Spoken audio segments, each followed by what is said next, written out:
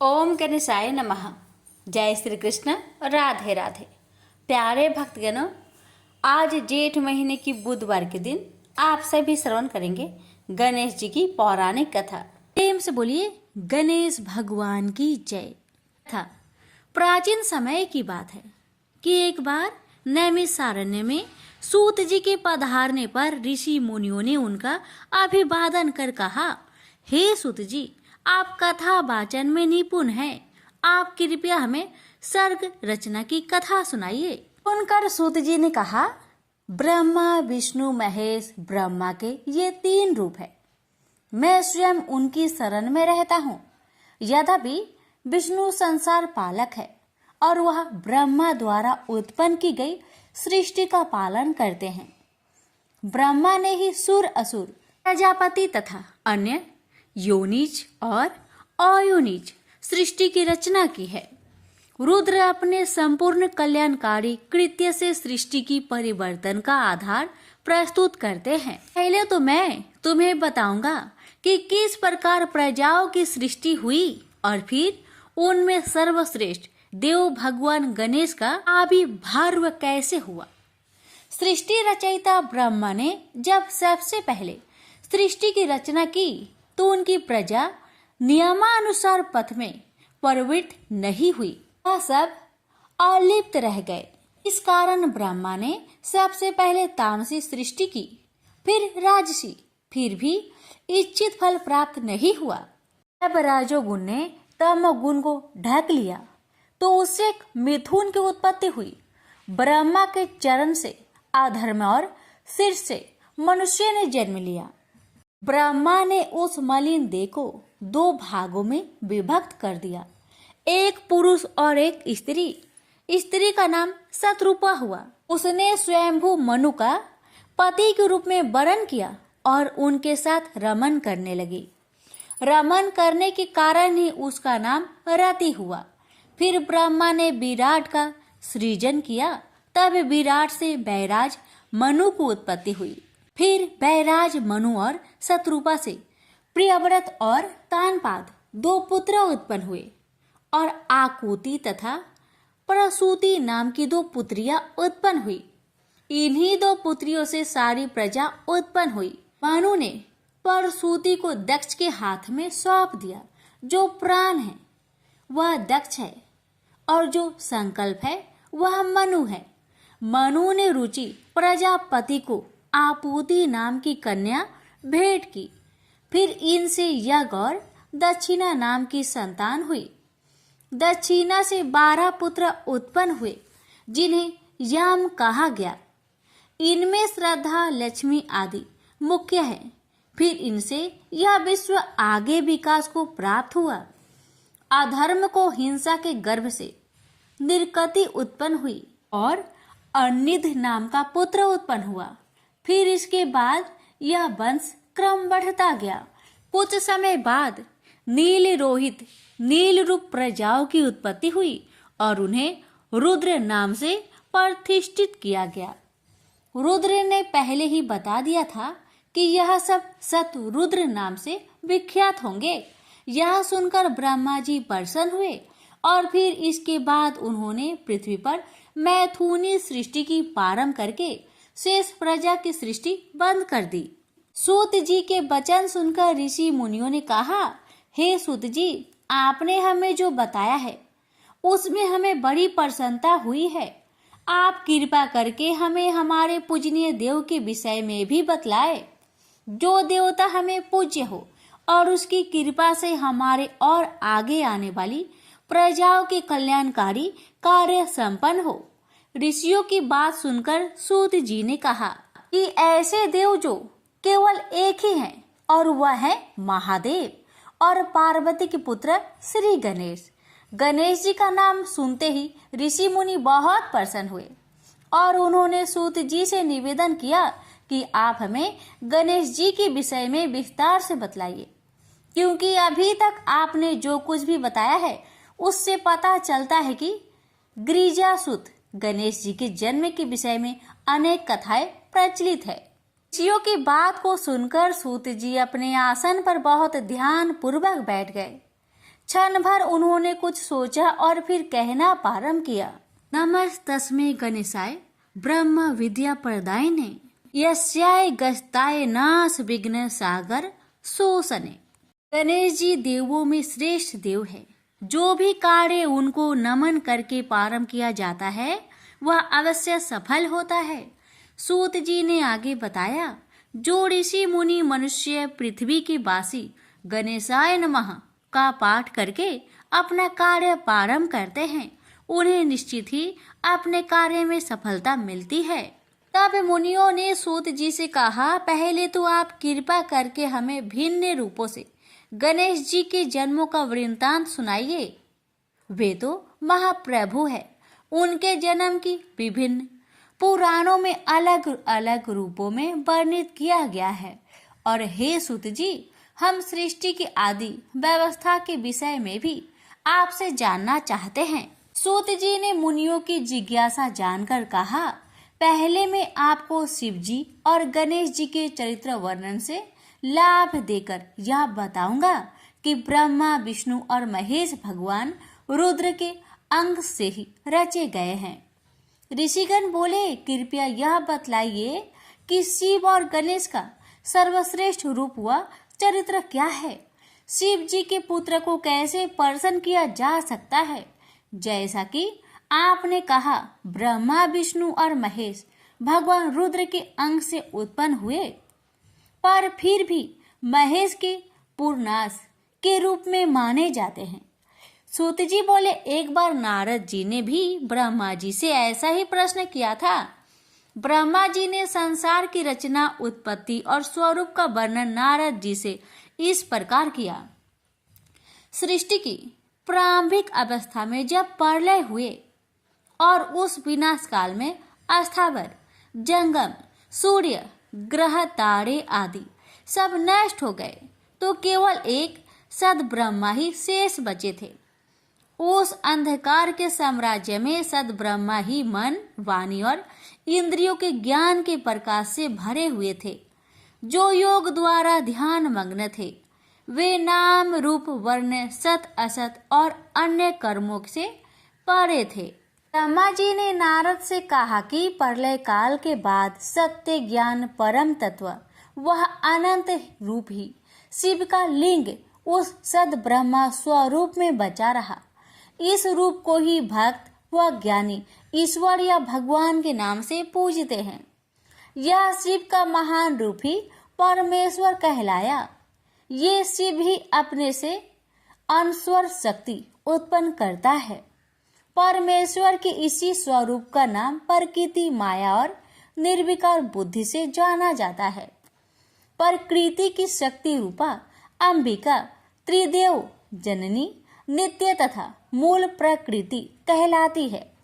प्रकृति देवी है, वही परमेश्वरी कहलाई। बाद में प्रकृति के अंबिका रूप में 8 भुजाएं और विचित्र मुख प्रकट हुए। संसारिक माया के संयोग से यह अन्य अनेक रूपों में बदल गई। उस पर ब्रह्मा रूप शिव के माथे पर चंद्रमा और सिर पर गंगा सुशोभित होती है।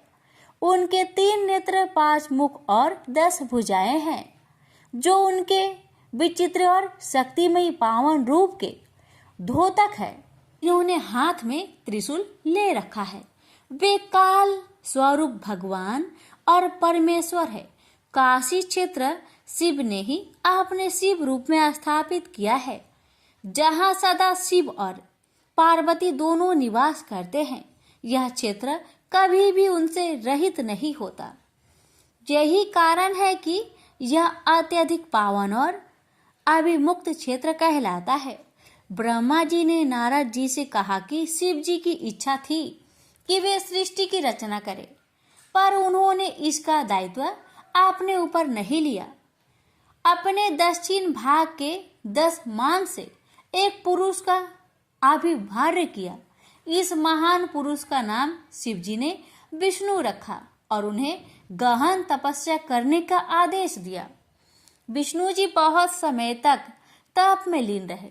फिर एक दिन शिव जी उन पर प्रसन्न हो गए, जिससे विष्णु जी के शरीर से अनेक जलधाराएं निकलने लगी। उन जल धाराओं को देख विष्णु जी उन पर मोहित हो गए और निश्चित होकर सो गए। नार अर्थात जल पर सोने के कारण संसार में उन्हें नारायण के नाम से पुकारा जाने लगा।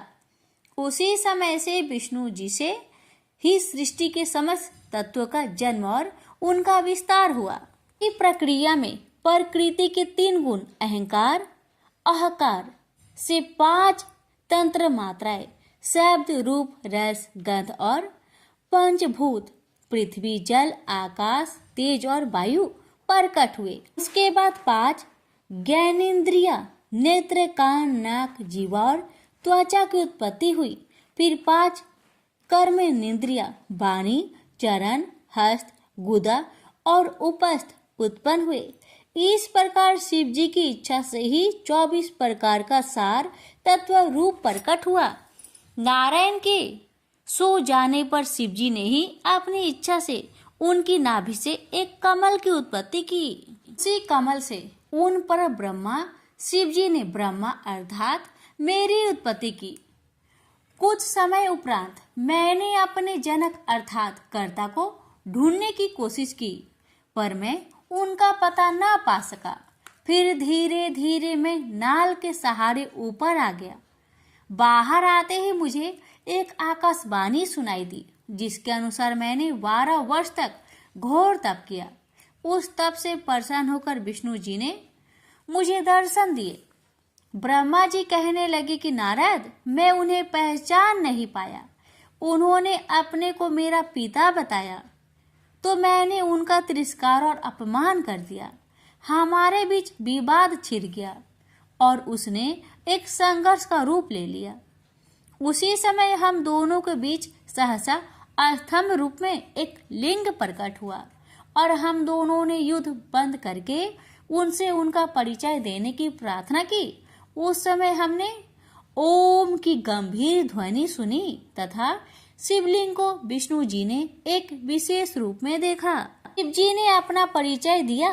शिव जी के दक्षिण भाग में आकार, उत्तर भाग में उकार और मध्य भाग में मकार को देखा।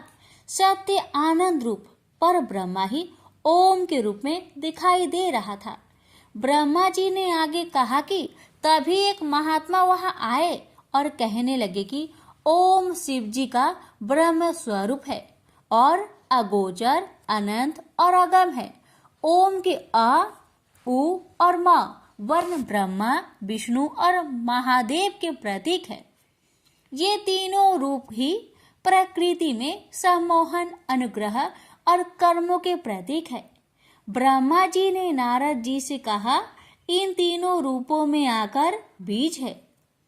उकार कारण रूपी योनि है और मकार बीजी है। महेश्वर की इच्छा से बीजी बीज योनि में गिरकर चारों दिशाओं में विकसित होने लगा। उससे एक स्वर्ण रूप अंड उत्पन्न हुआ और वह अनेक वर्षों तक जल में स्थित रहा। बाद में इसके 2 भाग हो गए। ऊपर के भाग से स्वर्गलोक की उत्पत्ति तथा निचले भाग से भूलोक प्रकट हुए। उस अंड से ही शिव जी की आविर्भाव हुआ है। ब्रह्मा शिव जी के ही तीनों रूपों ब्रह्मा, विष्णु और महेश के स्वरूप है। मैंने और विष्णु जी ने वेद मंत्रों से उनकी स्तुति और भक्ति की। शिव जी अपना दिव्य रूप कांतिमय 10 भुजा और 5 मुख लेकर सामने प्रकट हुए। उन्हें देखकर हमें बड़ा संतोष मिला। शिव जी की कृपा से ही 48 अक्षरों वाला गायत्री मंत्र, शिव मंत्र, मृत्युंजय मंत्र, चिंतामणि मंत्र तथा दक्षिण मूर्ति मंत्र उत्पन्न हुए। मैं और मेरे कर्ता विष्णु उनकी स्तुति में संलग्न हो गए। ब्रह्मा जी ने इस प्रकार नारद जी से शिव के दिव्य व महान रूप की चर्चा की। विष्णु जी की भक्ति और स्तुति से भगवान शंकर बहुत प्रसन्न हुए। तभी विष्णु जी ने उनसे पूछा कि आप किस प्रकार प्रसन्न होते हैं और आपका दिव्य रूप और चरित्र क्या है? कृपया अनुग्रह करके आपका सारा विवरण मुझे सुनाइए। भगवान शंकर ने कहा कि एक समय की बात है, नारद जी हिमालय की सुंदर कंदराओं में बैठकर घोर तपस्या करने लगे। वे ब्रह्मा शिव की भावना से समाधि में लीन हो गए और ब्रह्मा विधान को अपनाया।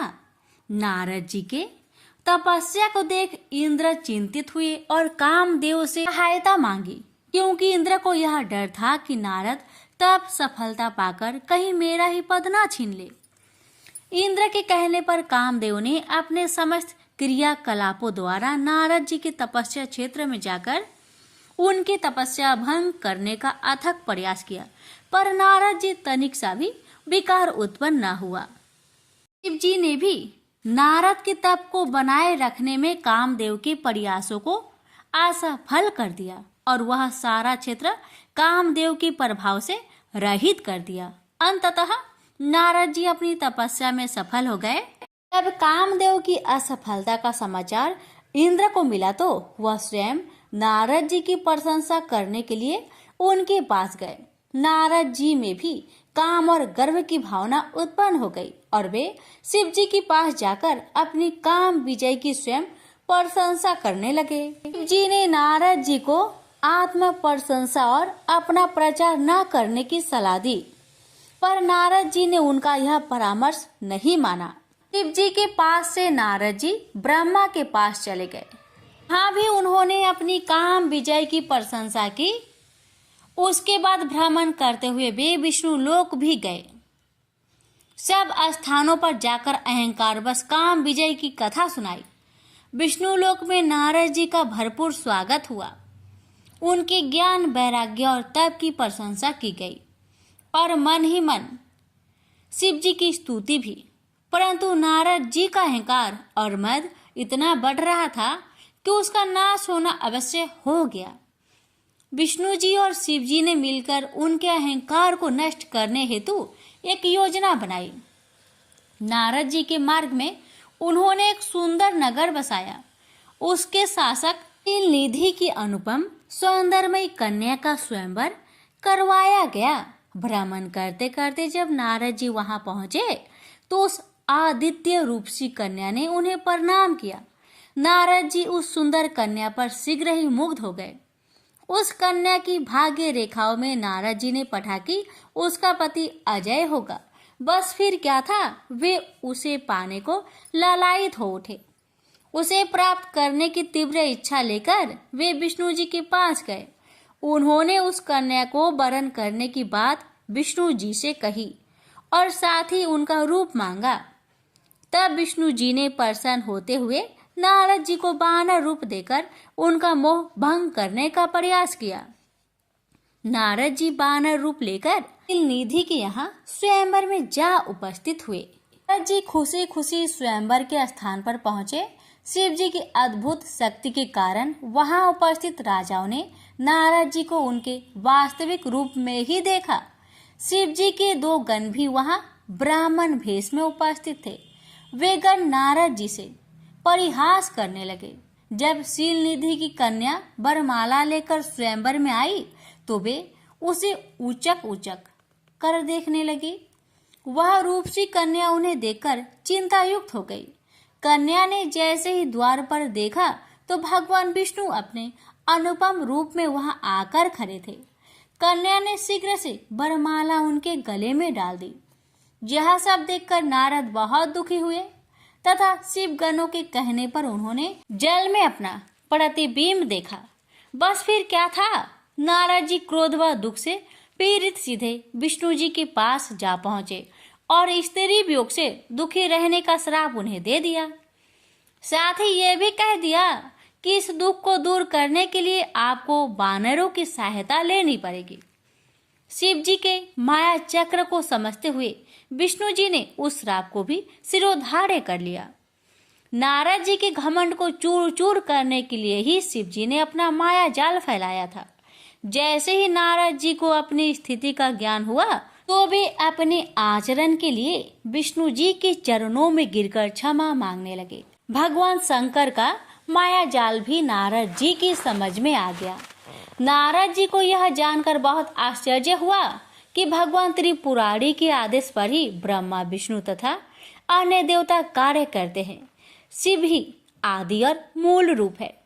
वही तीनों रूपों में प्रख्यात है। सृष्टि के जन्मदाता ब्रह्मा, पालनकर्ता विष्णु और संहारकर्ता महेश या रुद्र। शिव जी को रुद्राक्ष और भस्म धारण करके पूजने से वे प्रसन्न होते हैं तथा साधक का अज्ञान भी दूर होता है। भगवान नारायण ने कहा, हे मुनिवर, आप शिव जी के शरण में जाइए, वह आपका कल्याण जरूर करेंगे। ब्रह्मा जी से शिव स्त्रोत का पाठ सुनिए और शिव जी की वंदना कीजिए। नारद जी ने ब्राह्मण वेशधारी गणों को भी देखा।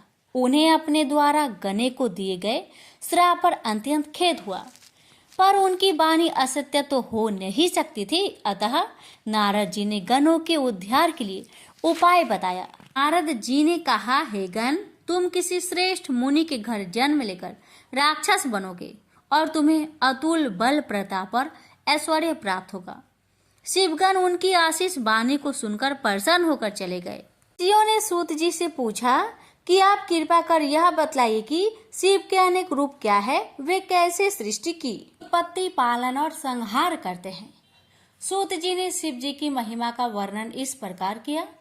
उत्पत्ति के आधार पर 4000 पुंज का ब्रह्म रूपी मेरा एक दिन होता है। इतने ही परिमाण की रात्रि होती है। इसी परिमाण के आधार पर शिव जी की आयु 100 वर्ष होगी। प्रत्येक वर्ष में 12 महीने और 1 माह में 30 दिन होंगे। परिमाण पूर्व निश्चित होंगे। शिव जी का 1 वर्ष विष्णु जी का 1 दिन होगा और इस रूप में उनकी आयु 100 वर्ष की होगी। विष्णु का 1 वर्ष शिव के 1 दिन के बराबर होगा। इसी कर्म में विष्णु 100 वर्ष के हो जाएंगे। रुद्र जी का 1 सांस ब्रह्मा, विष्णु और हर गंधर्व है। राक्षस तथा सर्पों का 2100 अहोरात्र का परिमाण होगा। रुद्र जी के श्वास लेने से 1 पल व्यतीत होता है और इस प्रकार 60 पलों की 1 घड़ी और 60 घड़ियों का रुद्र का 1 दिन होगा। रुद्र के श्वास लेने की संख्या में कोई गिनती होती ही नहीं और जब सारी सृष्टि भी समाप्त हो जाएगी तो केवल रुद्र ही रहेंगे और शासन करेंगे। विष्णु जी ने नारद जी को समझाया था कि आप शिव जी की अर्चना और पूजा कीजिए तो आपका कल्याण होगा। ऐसा कहकर विष्णु अंतर्ध्यान हो गए।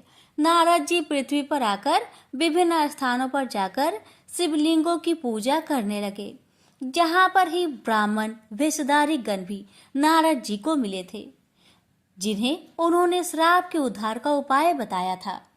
ब्रह्मा जी और विष्णु जी ने सदा ही शिव जी की आज्ञा को सिरोधार्य किया। इससे शिव जी संतुष्ट होकर अंतर्ध्यान हो जाते हैं। इस वृत्तांत को सुनकर सूत जी बोले कि तभी से संसार में शिवलिंगों की पूजा होती है। सर्वप्रथम ब्रह्मा और विष्णु ने लिंग पूजा को अपनाया था। सूत जी ने कहा, विधि विधान से प्रतिष्ठित लिंग की उपासना रिद्धि सिद्धि देने वाली है। गुणों की महत्ता के आधार पर रुद्र का श्रेष्ठ रूप स्वयं भगवान शंकर ही है। मुनिवरों ने सूत जी के प्रति कृतज्ञता प्रकट की और शिव पूजन का विधि विधान बताने का अनुरोध किया। ऋषियों के प्रश्नों को सुनकर श्री सूत जी ने कहा कि ब्रह्मा से नारद जी ने, उपमन्यु से कृष्ण ने और सनत कुमार से व्यास जी ने यही प्रश्न किया था। फिर सूत जी ने शिवलिंग की पूजा का विधि विधान ऋषियों को बताया। प्रत्येक दिन ब्रह्मा मुहूर्त में उठकर शिव भक्त को शिव गुरुदेव और तीर्थों का स्मरण करते हुए शिव स्रोत का पाठ करना चाहिए। नित्य कर्म व स्नान आदि से निवृत्त होकर सर्वप्रथम गणेश जी की पूजा करनी चाहिए। उसके पश्चात शिवलिंग की स्थापना करके 3 बार प्राणायाम और 3 बार आचमन करें। ओम त्र्यंबक यजामहे मंत्र उच्चारण करके शिव जी का ध्यान करना चाहिए। फिर प्रणव मंत्र से षड्न्यास करते हुए शिव जी की पूजा आरंभ करें। शिव भक्त वेद मंत्र का उच्चारण करते हुए सहस्त्र जलधारा शिवलिंग को स्नान कराए, चंदन पुष्प मालाएं अर्पित करते हुए प्रणाम करें। अंजलि में पुष्प लेकर आप्त काम होने, इच्छित फल पाने की कामना करते हुए शिवलिंग पर फूलों की वर्षा करें। मन से आराधनों की क्षमा याचना करके आचमन करें। फिर अपनी कार्य सिद्धि के लिए प्रयास करें। निश्चय ही शिव जी उन भक्तों पर कृपा करते हैं। पूर्व समय की बात है कि संसार के दुखों और कष्टों को देखकर ब्रह्मा जी के मन में उपकार का विचार आया। वे अन्य देवताओं को लेकर विष्णु के पास गए। वहां जाकर ब्रह्मा जी ने विष्णु से प्रश्न किया कि दुरित विनाश के लिए किस देवता की पूजा करनी चाहिए। विष्णु जी बोले कि बस एक भगवान रुद्र देव ही है, जो सब दुखों का निवारण करते हैं। वे ही पूजनीय व सेव है। शिव जी की पूजा से मनुष्य के सभी दुरित नष्ट होते हैं और सुख व मुक्ति के मार्ग सुलभ हो जाते हैं। फिर विश्वकर्मा जी ने विष्णु जी के आदेश से अनेक शिवलिंगों की रचना की और उन्हें विभिन्न देवताओं को दे दिया। जब देवताओं को शिवलिंग की प्राप्ति हो चुकी तो विष्णु जी ने ब्रह्मा की प्राप्ति के लिए प्रतिमा पूजन की साधन बताया।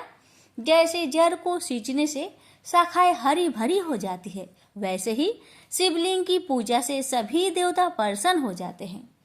विष्णु जी से यह जानकर देवतागण अपने अपने धाम को लौट आए और एकचित होकर निष्ठा पूर्वक शिवलिंग की पूजा करने लगे।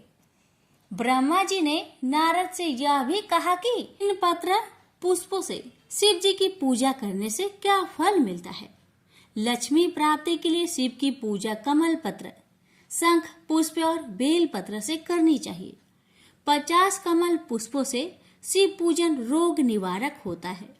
1 सहस्त्र कमलों की पूजा भाग्यदायक होती है। मुक्ति के इच्छुक को कुशा से, आयु के इच्छुक को ध्रुवा से तथा पुत्र के इच्छुक को धतूरे से शिवलिंग की पूजा करनी चाहिए। शत्रु नाशक के लिए शिव जी की पूजा आग के फलों से करनी चाहिए। प्रताप का इच्छुक भी आग से पूजा करे। कनेर के पुष्पों से की गई पूजा दरिद्रता दूर करती है। हर श्रृंगार के पुष्पों से की गई पूजा सुख समृद्धि प्रदान करती है। शत्रु की मृत्यु के लिए राई के पुष्पों से पूजा करनी चाहिए। की और चंपा के पुष्प शिव पूजा का विधान से बहिष्कृत है। ऋषियों ने सूत जी से पूछा कि शिव जी अंतर्ध्यान कैसे हो गए, तो उन्होंने कहा कि नारद जी ने भी ब्रह्मा से यही प्रश्न किया था। तब ब्रह्मा जी ने बताया कि शिव जी के अंतर्ध्यान होने पर मैंने हंस का और विष्णु जी ने वरा का रूप धारण कर लिया और सृष्टि की रचना पर विचार करने लगे। हंस और वरा का रूप धारण करने का कारण भी ब्रह्मा जी ने बताया। हंस की गति सदैव ऊपर जाने की और वराह की गति सदैव नीचे जाने की होती है। नारद जी के जिज्ञासु दृष्टि को देख ब्रह्मा जी ने उन्हें समझाया कि हंस में क्षीर नीर जैसी विवेक बुद्धि और अतत्व ज्ञान की अद्भुत शक्ति है। हंस ही ज्ञान अज्ञान के निर्धारण में सर्वाधिक सक्षम है। वरा के नीचे जाने की निश्चल गति होती है। अतः विष्णु जी ने उसका रूप धारण कर लिया। सृष्टि की रचना से परिचित कराते हुए ब्रह्मा जी ने नारद जी से कहा कि शिव जी के अंतर्ध्यान हो जाने पर विष्णु जी ब्रह्मांड को छोड़कर वैकुंठ चले गए और उस समय मैंने शिव जी और विष्णु जी को सर्वप्रथम प्रणाम किया तथा सबसे पहले जल का निर्माण किया। उस जल में 1 अंजलि डालकर 24 तत्वों वाला एक अंड प्रकट किया। बाद में वह विराट रूप में प्रकट हुआ। ब्रह्मा जी ने नारद जी से कहा कि उस विराट रूप में चेतना व जीवन डालने के लिए मैंने 12 वर्ष घोर तप किया। फलस्वरूप अंत में विष्णु जी ने उस अंड में प्रविष्ट होकर उसे चैतन्य किया। इसके बाद जब मैंने सृष्टि रचना का कार्य प्रारंभ किया तो सर्वप्रथम अभिधा और अंधकार प्रधान पाप की सृष्टि की रचना मेरे सामने प्रकट हुई। उससे मैंने अस्थावरों की रचना की। फिर मैं पुनः मुख्य सृष्टि का निर्माण करने के लिए शिव जी का ध्यान करने लगा। उनकी अनुकंपा से तिरछे चलने वाले जीव पैदा हुए। पर नारद, मैं उस सृष्टि रचना से संतुष्ट नहीं हुआ। मैंने सतोगुणी देवों की सृष्टि की रचना की। उसके बाद शिव जी की आज्ञा से मैंने रजोगुण प्रधान मानव की रचना की। इस प्रकार तामसी अस्थावर देव और मानव सृष्टि का निर्माण हो जाने के बाद मैंने अनेक सर्गों की रचना करने का विचार किया। सर्गों की रचना में 3 सर्ग उत्पन्न हुए। पहला महत् सर्ग, दूसरा सूक्ष्म भौतिक सर्ग तथा तीसरा वैचारिक सर्ग। वैचारिक सर्ग से प्राकृतिक सृष्टि उत्पन्न हुई। इस प्राकृतिक में विकार उत्पन्न हो जाने पर अवर्णीय कुमार सर्ग की उत्पत्ति हुई। निजात्मक सर्ग की अस्तित्व में आने पर मानस पुत्र और सनकादि उत्पन्न हुए। सनकादि को वैराग्य भावना थी, अतः उन्होंने सृष्टि रचना के मेरे आदेश की अवज्ञा की। उनके व्यवहार पर मुझे अत्यधिक क्रोध आया और उसके कारण मेरे नेत्र से आंसू भी आने लगे। मेरी दुखित अवस्था को देखकर भगवान विष्णु प्रकट हुए और मुझे सांत्वना दी। उन्होंने कहा कि मैं भगवान शिव की आराधना करूं। मेरे शिव ध्यान से भगवान शंकर प्रसन्न हुए। वे अर्धनारीश्वर नीलोहित शिव रूप में प्रकट हुए और मेरी प्रार्थना पर उन्होंने अपने अनुकूल रुद्र की स्थापना की। मैंने शिव जी से प्रार्थना की कि ऐसे मानवीय सृष्टि की रचना करे जो मरना धर्म हो, पर महादेव इस कार्य को करने को तैयार न हुए। उन्होंने दुख सागर में निमग्न होने वाली और शुभ न लगने वाली सृष्टि की रचना न करने इच्छा प्रकट की। शिव जी ने कहा कि मैं शरणागत का उद्धार करता हूँ और उसे तत्व ज्ञान कराता हूँ, इसलिए मैं सुख दुखमयी प्रजा की सृष्टि नहीं करूंगा। ऐसी सृष्टि का कार्यभार आप ही संभाले। हाँ, मायावी बाधा तुम्हें इस कार्य में उपस्थित नहीं होगी। ऐसा कहकर शिव जी तो अंतर्ध्यान हो गए और मैंने अपने कार्य सृष्टि रचना को करते रहने का विचार बना लिया। मैंने 5 भूतों के वशीकरण के द्वारा पृथ्वी, जल, वायु, आकाश, पर्वत, समुद्र, वृक्ष आदि का काला आदि से युक्त युग व पलों की सृष्टि की। हे नारद, इस पर भी मैं संतुष्ट न हुआ। फिर मैंने पुनः शिव जी का ध्यान किया। इस बार मैंने अंबिका सहित शिव जी की स्तुति की, इसलिए उसके बाद मुझे जो शक्ति प्राप्त हुई उससे मैं संतुष्ट हुआ। फिर मैंने नेत्र से मरीच को, हृदय से भृगु को, समान वायु से वशिष्ठ को, आपान वायु से ऋतु को, अंगिरा को सिर से, पुलह को कर्ण से, पुलसत्य को उदान वायु से, आत्री को स्रोत से, ऋतु को प्राण से निर्मित किया।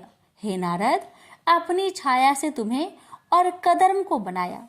सब साधनों के आधार भूत धर्म को अपने संकल्प से जन्म दिया। फिर मैंने परम संतोष का अनुभव किया। सृष्टि रचना के इसी क्रम से मैंने स्वयं को 2 रूपों में विभक्त किया, एक पुरुष और एक नारी। पुरुष का रूप मनु और स्त्री का रूप शतरूपा था। उन स्त्री व पुरुष से मैंने मैथुनी सृष्टि उत्पन्न की।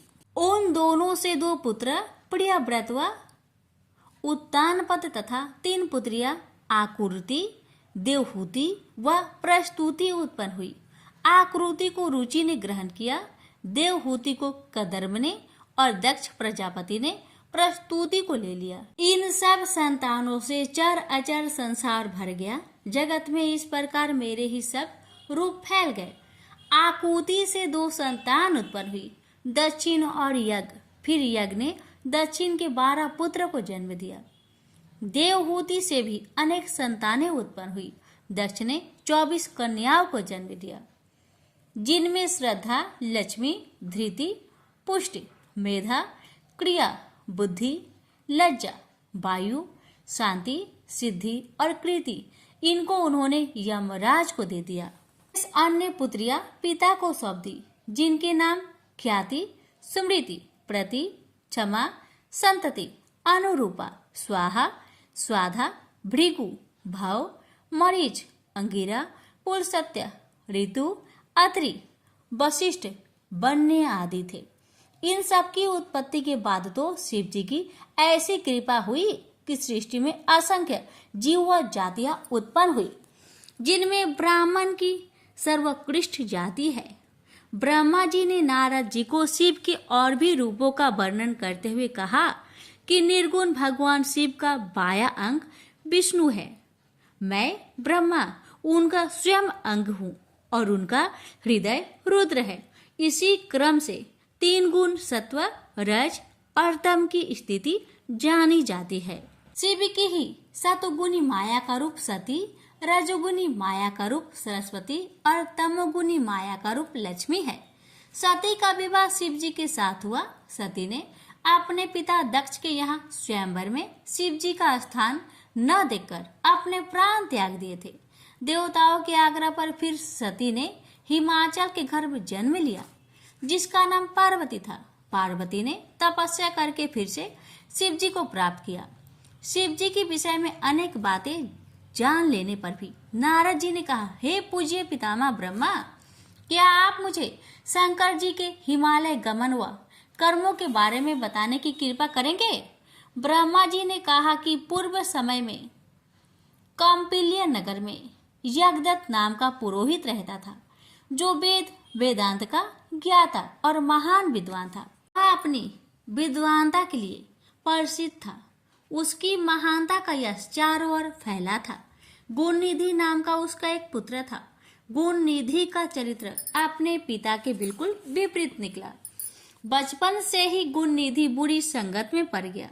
जुआ, चोरी और नशे के दुर्गंध उसमें पड़ गई।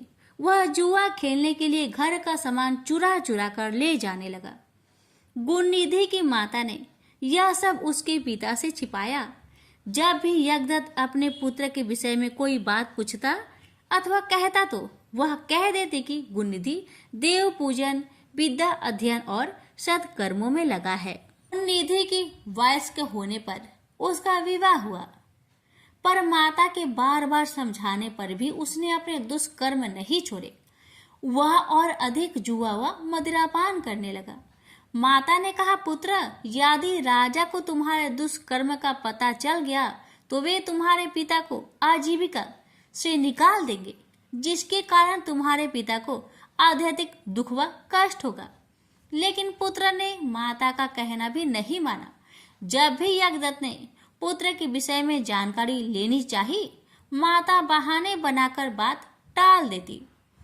प्रतिदिन वह घर के आभूषण बेचकर जुआ खेलता रहता। माँ सिर पीट लेती। काश मैंने उनसे कुछ न छिपाया होता। एक दिन यज्ञदत्त ने अपने एक मूल्यवान अंगूठी एक जुआरी के हाथ में देखी। पूछने पर जुआरी ने गुणनिधि का सारा भेद खोल दिया। इससे पिता को अत्यधिक शोभ व खेद हुआ। पिता ने घर आकर पत्नी से उसी अंगूठी की मांग की। पत्नी तरह तरह के बहाने बनाने लगी। यज्ञदत्त ने पत्नी को डांटा और बुरा भला कहा। कि यज्ञदत्त ने कहा कि इससे तो मैं पुत्रहीन होता तो भला था। अपने पिता के विवशता भरे आंसू देखकर गुणनिधि को बड़ी लज्जा आई और वह चिंता से भर गया। इसी गलानी में वह घर छोड़कर कहीं चला गया। भूखा प्यासा अपने किए पर पश्चाताप करने लगा। घूमते घूमते वह एक नगर पहुंचा। शिवरात्रि का दिन था। शिव भक्त शिवालय की ओर जा रहे थे। गुणनिधि भी उनका पीछा करते करते शिवालय पहुंचा। शिव भक्त पत्र, पुष्प और मीठे भोजन से भगवान शंकर की पूजा अर्चना करने लगे। गुणनिधि छिपा छिपा सब देख रहा था। वह भूख व प्यास से व्याकुल था, अतः सुगंधित भोजन ने उसे आकर्षित किया।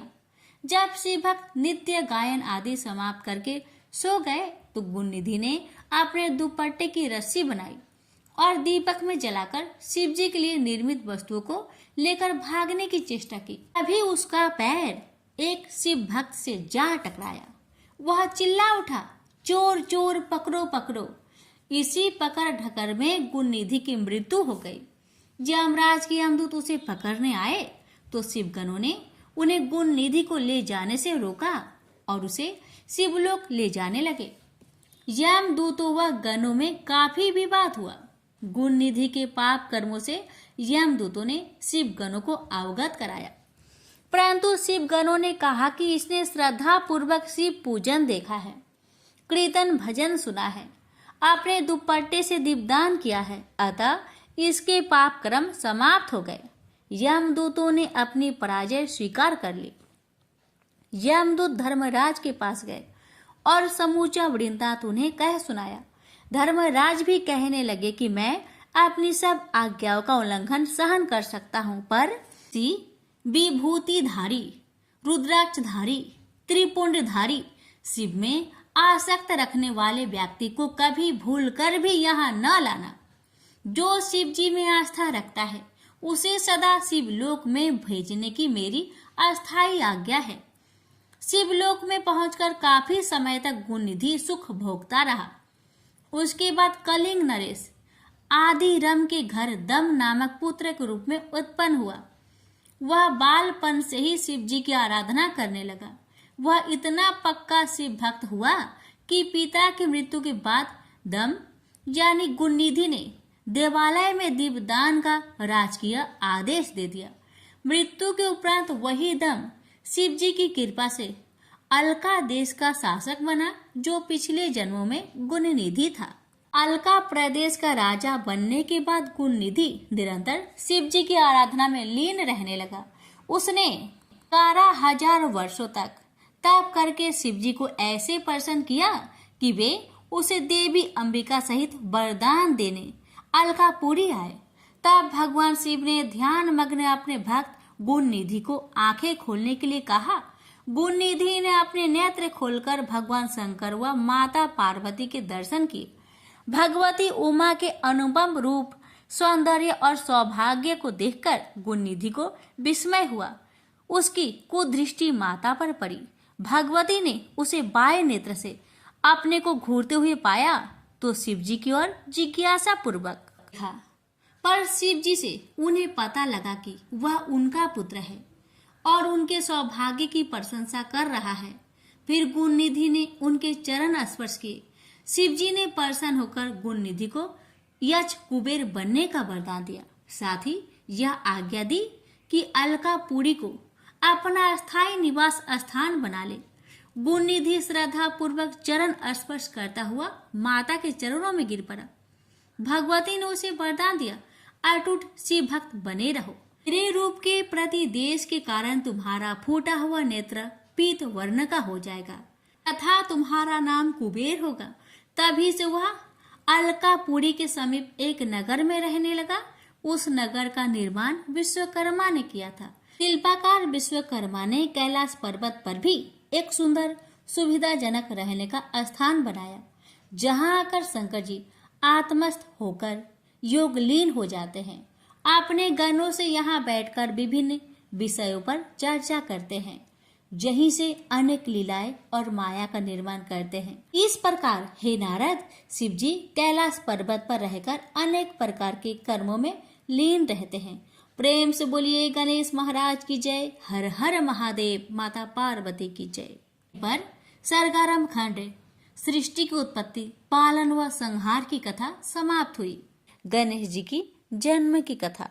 गणेश जी के प्रकट होने की कथाएं अलग अलग पुराणों में विभिन्न प्रकार से दी गई है। इनके प्रकट होने का कथाओं में समानता का अभाव है। हम सभी पुराणों से गणपति के प्रकट होने की कथाओं का सार ग्रंथ में लिख रहे हैं, ताकि देवभक्त इन्हें श्रवण कर ज्ञान प्राप्त कर सके और अपने उपास्य और प्रथम पूज्य विघ्नहारी देव की लीलाओं का सही परिचय प्राप्त कर सके।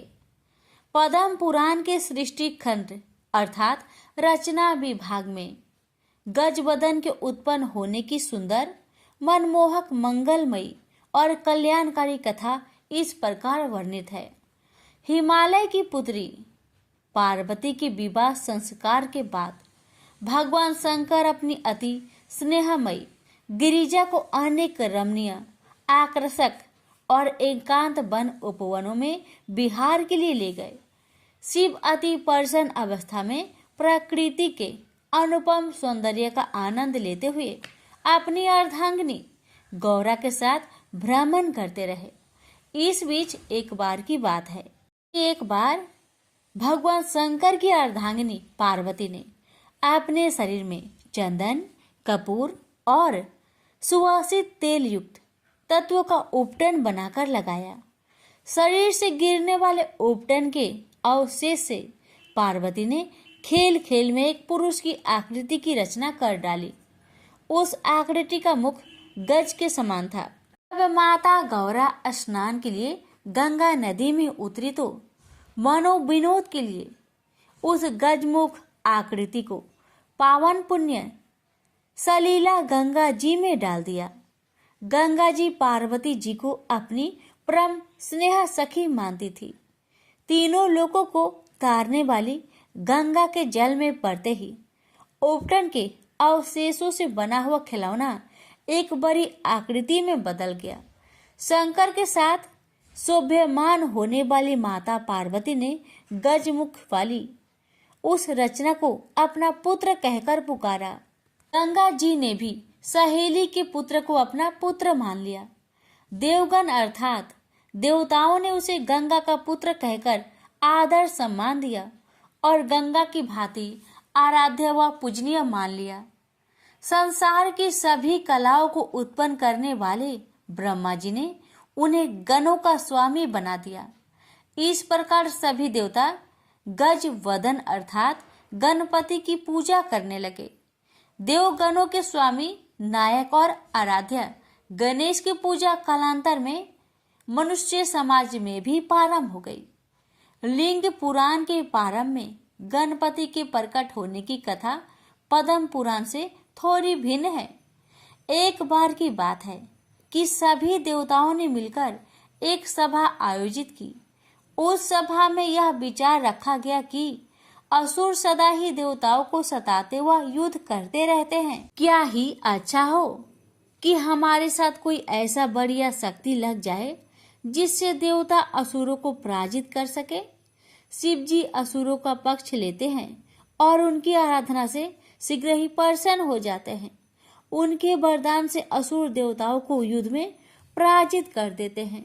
देवताओं ने सोचा कि जब शिव स्वयं देवता हैं, तो हम भी क्यों ना उस अत्यंत विध्वंसकारी बैल की सवारी करने वाले और चार मुख वाले देवता की आराधना करके मनोवांछित फल प्राप्त करें। जब शंकर जी असुरों की प्रार्थना को शीघ्र व सहर्ष स्वीकार कर उन्हें मोनो अनुकूल वर देते हैं, तो क्या देवताओं को नहीं देंगे। इन शक्तिशाली दैत्यों के कारण देवताओं को अनेक कष्टों का सामना करना पड़ता था। देवता कहने लगे कि हम सभी अपनी विजय और असुरों के कार्य को खंडित करने की शक्ति प्राप्त करने के लिए तुरंत सुख व संतोष देने वाले भगवान आशुतोष शिव की पूजा अर्चना करें। यह विचार विमर्श करके देव समुदाय पार्वती के स्वामी शिव के पास जाकर उनकी स्तुति और पूजा करने लगे। अत्यंत शीघ्र प्रसन्न होने वाले भोले शंकर उनकी प्रार्थना से बेहद प्रसन्न हुए और देवताओं से बोले कि हे देवगण, आप कोई भी इच्छित वर मांग सकते हैं, मैं आप पर अत्यधिक प्रसन्न हूँ।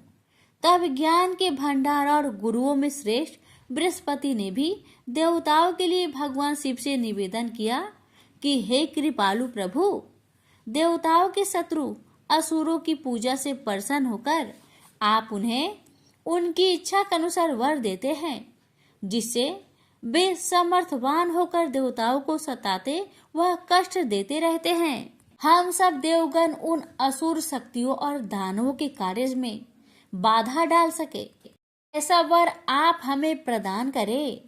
परम संतोषी विशाल व उदार हृदय वाले भगवान आशुतोष अर्थात शिव ने तथास्तु कहा और सूर समूह को आश्वस्त किया और उनकी मनोकामना पूर्ण की। देवताओं द्वारा भगवान शिव की आराधना करने के कुछ वर्षों के उपरांत गणेश जी के प्रकट होने की कथा इस प्रकार से है। अब लोकों के ईश्वर स्वामी शिव जी की पत्नी पार्वती के सामने एक विशालकाय रूप प्रकट हुआ, जो ब्रह्म स्वरूप और सभी अंगों से सबसे बड़ा था, जिसे श्री गणेश के नाम से पुकारा गया। उस महान तेजस्वी दीर्घ बलिष्ठ और प्रतापी बालक का मुख हाथी जैसा था। उस बालक के एक हाथ में त्रिशूल और दूसरे हाथ में पास था। सब विघ्न बाधाओं का नाश करने वाले इस अवतार का धरती पर जन्म होते ही देवताओं में हर्ष की लहर दौड़ गई।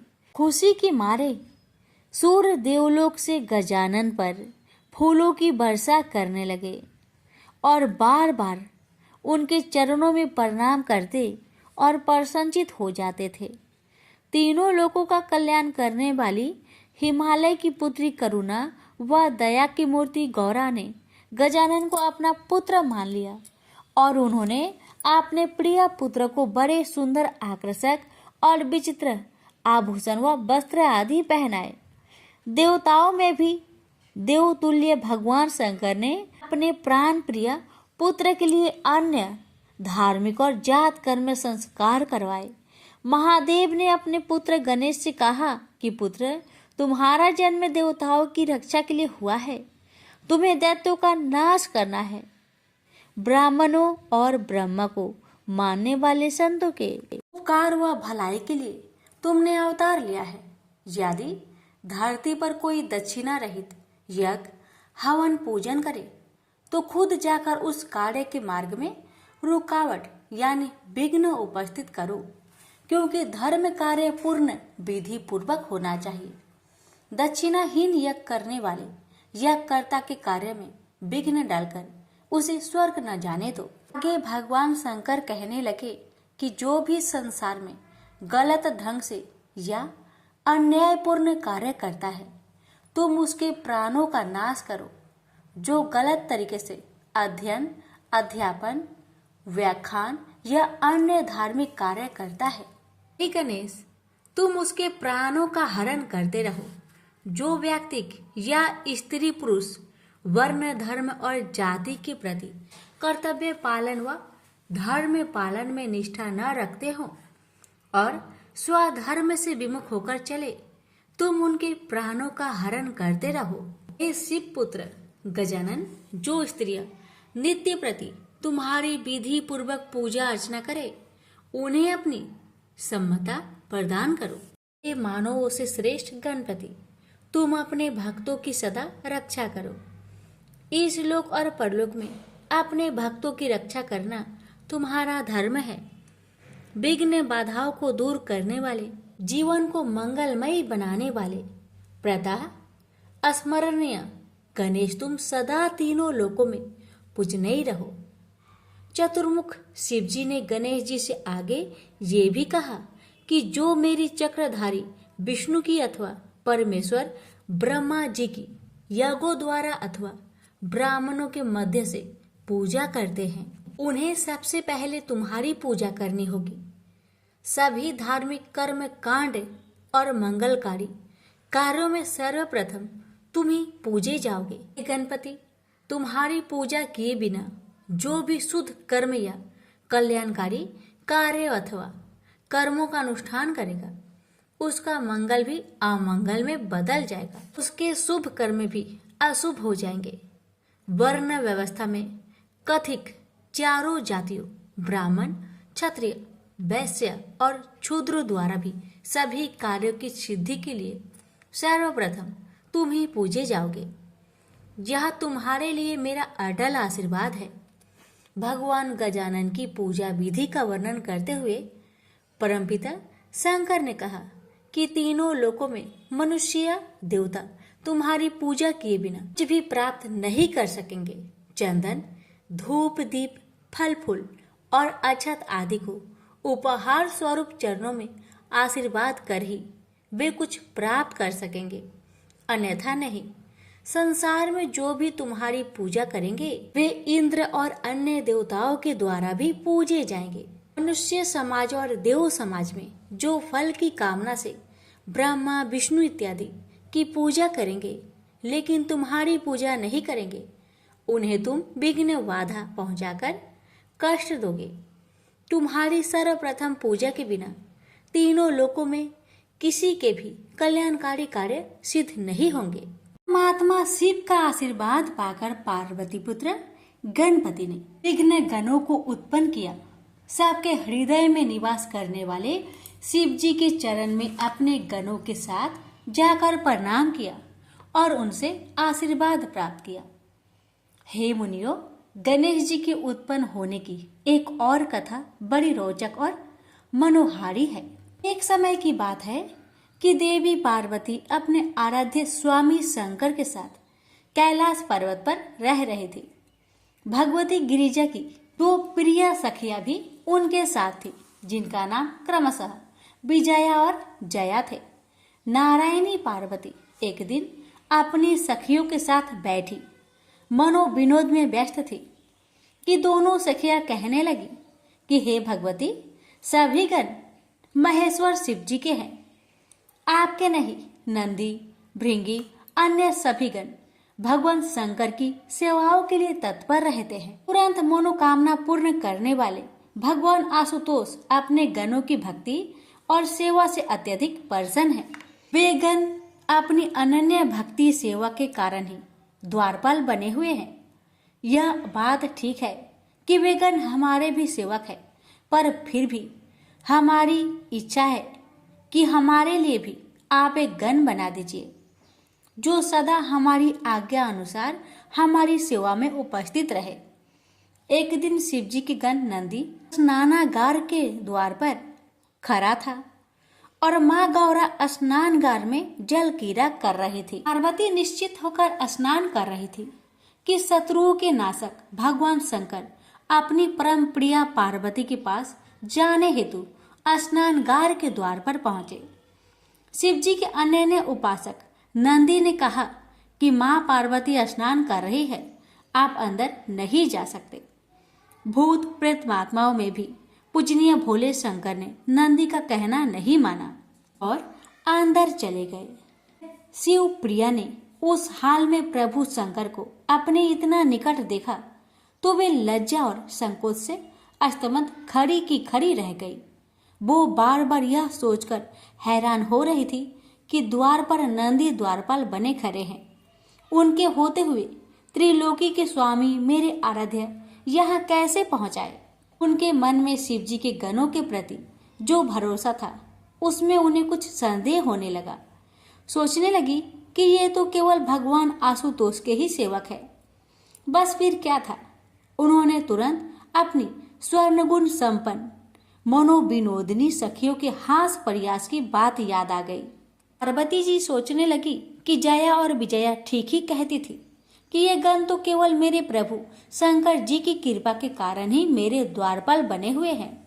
वे मन ही मन विचार करने लगी कि यदि मेरा कोई अपना गण होता तो क्या भगवान आशुतोष यूं यकायक स्नानगार में आ सकते थे। ये सच है कि शिव जी के गणों पर मेरा कोई अधिकार नहीं है। मुझे भी अपने पास एक ऐसा सेवक रखना है, अक्षरश मेरे आदेश का पालन करे, जो हर प्रकार से गुणी और कार्य कुशल भी हो। इस प्रकार तीनों लोकों की ईश्वरीय देवी गिरिजा ने योग बल अर्थात शक्ति व सामर्थ्य से एक अनुपम गण की रचना कर डाली। वह गण सर्वगुण संपन्न था, सुडौल, विशाल, शोभायुक्त, परम बलशाली उसका शरीर था। माता पार्वती ने अपने उस गण को अनेक सुंदर और उत्तम वस्त्र व आभूषणों से सजाया और उसे पास बुलाकर कहने लगी कि आज से तुम मेरे पुत्र हो। तुम्हारे जितना प्यार, दुलारा और स्नेही मेरे लिए कोई और नहीं है। उस विशाल शरीरधारी, तेजस्वी, बुद्धिमान और बलवान पुरुष ने अपनी माता शिव प्रिया पार्वती के चरणों को छुआ और कहने लगे कि माता अंबिके, आपकी समस्त आज्ञाओं का मैं सदैव पालन करूंगा। आप अपनी इच्छा और आज्ञा बताकर मुझ पर कृपा करें। तब सभी देवियों में महान ईश्वरीय देवी भगवती ने खुश होकर अपने पुत्र से कहा कि हर प्रकार से तुम मेरे हो, बस आज से तुम मेरे द्वारपालक बन जाओ। मेरी अनुमति के बिना कोई भी मेरे घर में प्रवेश ना करे, चाहे वह कोई भी हो, कहीं से भी आया हो। इस प्रकार से उस नव निर्मित गण को माता पार्वती ने एक दंड दे द्वारपालक बनाकर द्वार पर खड़ा कर दिया। थोड़ी देर बाद गोरोचन व कपूर का तिलक धारण करने वाले पार्वती के प्रिय शिव जी वहां आ पहुंचे। ऐसे ही वे द्वार के अंदर जाने लगे कि गणराज ने पूछा, हे मान्यवर देव, आप कहाँ जाना चाहते हैं। माता पार्वती की आज्ञा के बिना आप भीतर नहीं जा सकते। इस समय जगत की माता भगवती स्नान कर रही है, अतः आप यहाँ से वापस लौट जाए। चंद्र के समान तिलकधारी और श्रेष्ठ शिव जी को अपनी प्रिया पार्वती के पुत्र के बारे में तनिक भी ज्ञान न था। चंद्रमौली शिव जी बोले, तुम्हें पता नहीं कि मैं शिव हूँ और जगत जननी गौरा का स्वामी हूँ। मैं स्वयं यहाँ उनसे मिलने आया हूँ। प्राण प्रिया शिवा के पुत्र गणराज ने कहा, आप चाहे जो भी हो, चाहे कहीं से भी आए हो, परंतु मैं बिना माता की आज्ञा के आपको अंदर नहीं जाने दूंगा। इस प्रकार मात्र भक्त वीर बालक गणराज ने महेश्वर शिव को ही मना कर दिया। अरे ही विस्मित होकर पार्वती के प्राणों के स्वामी और प्रिया शिव ने कहा, मैं तो उसका पति हूँ और तू मुझे मेरे ही घर में जाने से रोक रहा है। मैं अवश्य भीतर प्रवेश करूंगा। ऐसा कहते हुए वे अंदर प्रवेश करने लगे। जगत माता पार्वती पुत्र ने उन्हें फिर से रोका। काम के शत्रु लीलाधारी शिव ने अपने गणों से पूछा कि यह कौन है जो मुझे मेरे ही घर में जाने से रोक रहा है।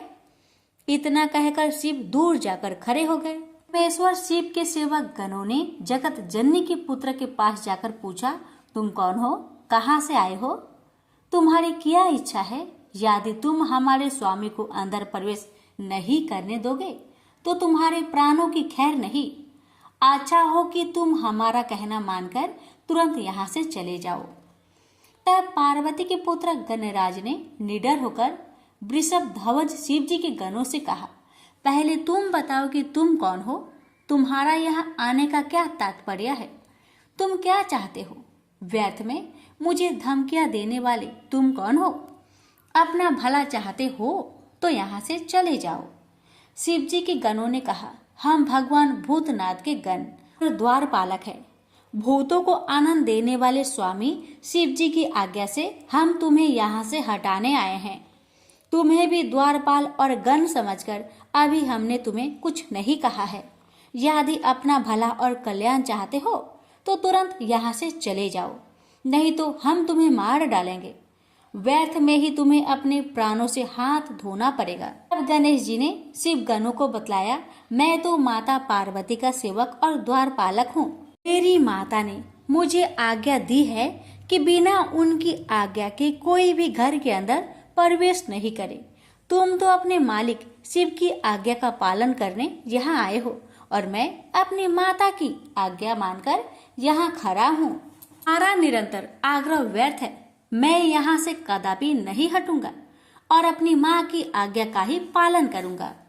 तब महान शिव जी के गणों ने अपने आराध्य शंकर से जाकर कहा, वह बालक अपने आप को माता पार्वती का पुत्र बताता है और द्वार से तनिक भी हटने को तैयार नहीं, यहाँ तक कि वह युद्ध करने को भी तत्पर है, मृत्यु का वरण करने को भी। कपूर, चंदन और गरोचन जैसे सुगंधित पदार्थ तिलक लगाने वाले महेश्वर शिव ने गुस्से से भरकर कहा, चाहे जो भी करो, उस बालक को द्वार पर से हटाओ। वह अकेला बालक तुम्हारा क्या बिगाड़ लेगा? यदि उससे युद्ध भी करना पड़े तो युद्ध करो। तब नंदी, भृंगी आदि सभी गण इकट्ठे होकर पार्वती नंदन गणेश के पास पहुंचे और उन्हें युद्ध के लिए ललकारा।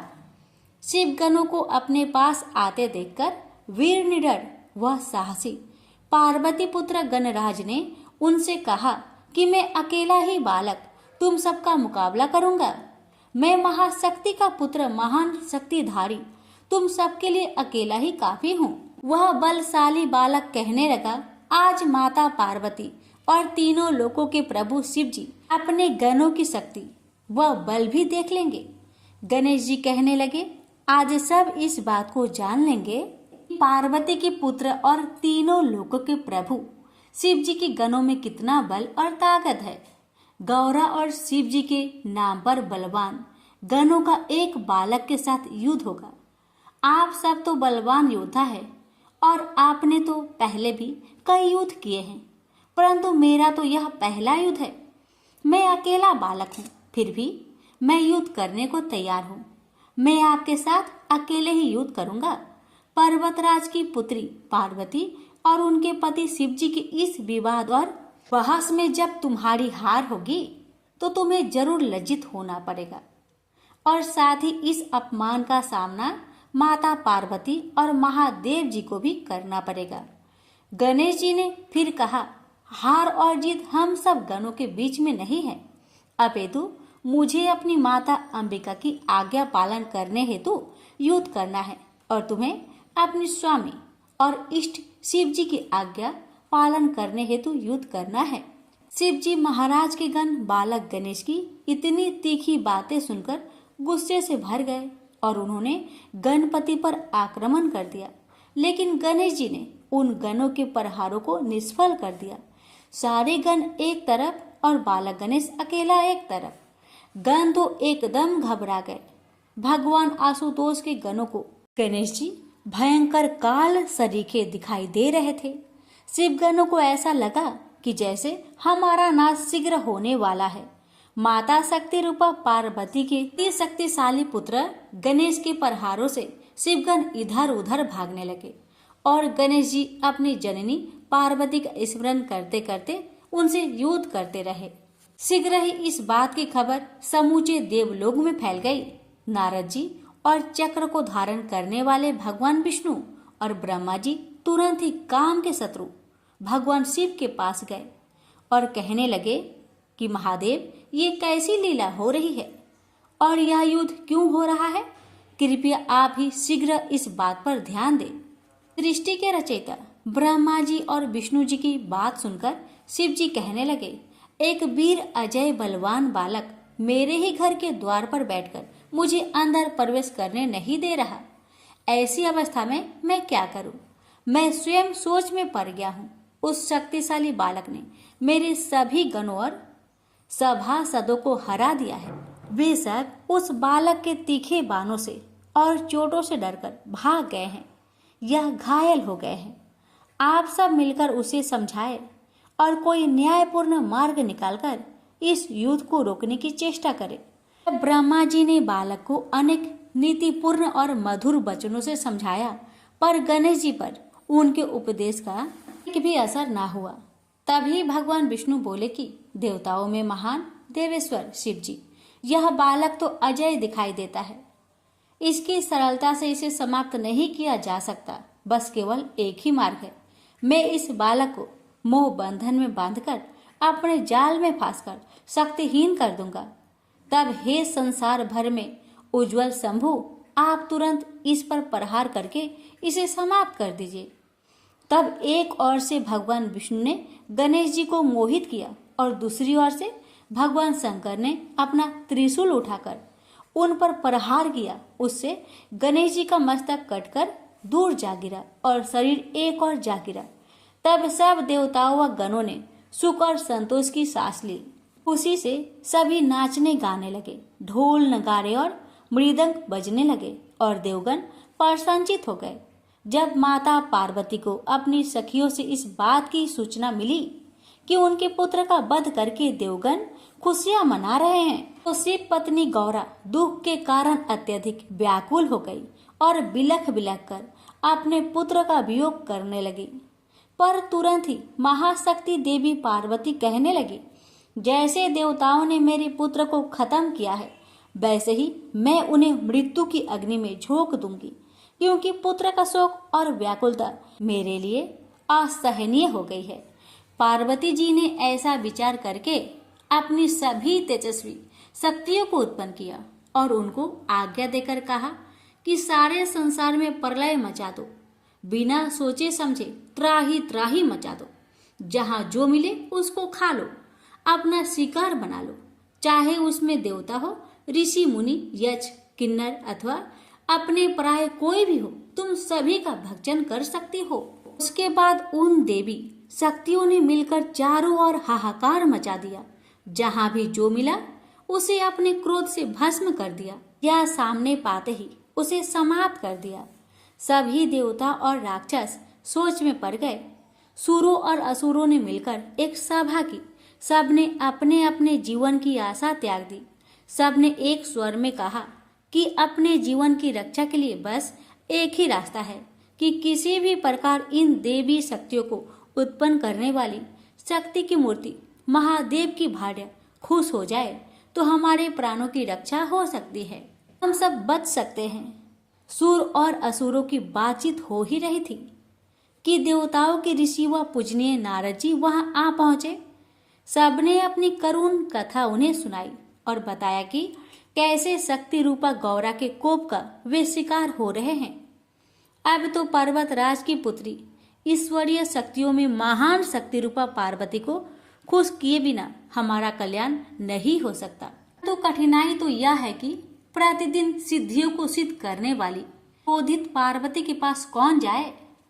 अब नारद जी के साथ मिलकर सारे देवता और ऋषि मुनि संसार की जननी जगदम्बा के पास पहुंचे और शक्ति रूपा शिवा के चरणों में झुककर प्रणाम किया और उनसे प्रार्थना करने लगे कि हे जगत जननी जगदम्बे, हम सब आपको बार बार नमस्कार करते हैं। हे देवियों में भी परम शक्तिशाली चंडिके, आप संसार की प्रथम व आदि शक्ति है। आप जगत की रचना करने वाली है। सृष्टि में उपस्थित सब पदार्थों का संहार करने वाली शक्ति है। हे देवी, आपके क्रोध से तीनों लोग व्याकुल हो रहे हैं। आपके गुस्से को सहन करने की क्षमता हम में नहीं। कृपया हमारी विनय प्रार्थना और स्तुति को स्वीकार करें। देवी, अपने क्रोध को शांत करें, हम पर कृपा करें। हम सब आपके चरणों में शीश झुकाते हैं। फिर सारे देवता और ऋषिगण माता भगवती के चरणों में प्रार्थना करते हुए शीश झुकाकर खड़े हो गए। उन देवगण व ऋषिगणों की विनती व स्तुति को सुनकर समस्त लोकों की देवी शिवजी की पत्नी पार्वती का हृदय भी करुणा से भरे बिना न रह सका और उनका मन द्रवित हो गया।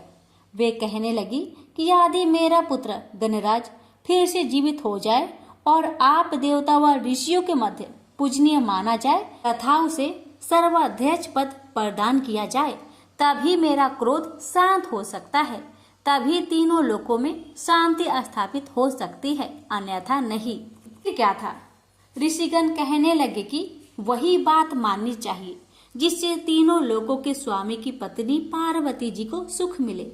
ऐसा विचार कर सभी शिव जी के पास पहुंचे और शक्ति रूपा शिवा की बात उनसे कही।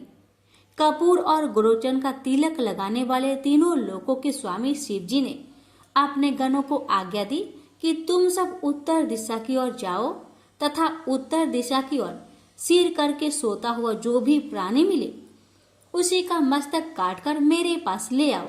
उन्होंने बालक के सिर रहित शरीर कमंद को धो पोंछकर साफ किया और विधि पूर्वक पूजा अर्चना करने लगे। शिव जी के सब गण उत्तर दिशा में भ्रमण के लिए निकल पड़े।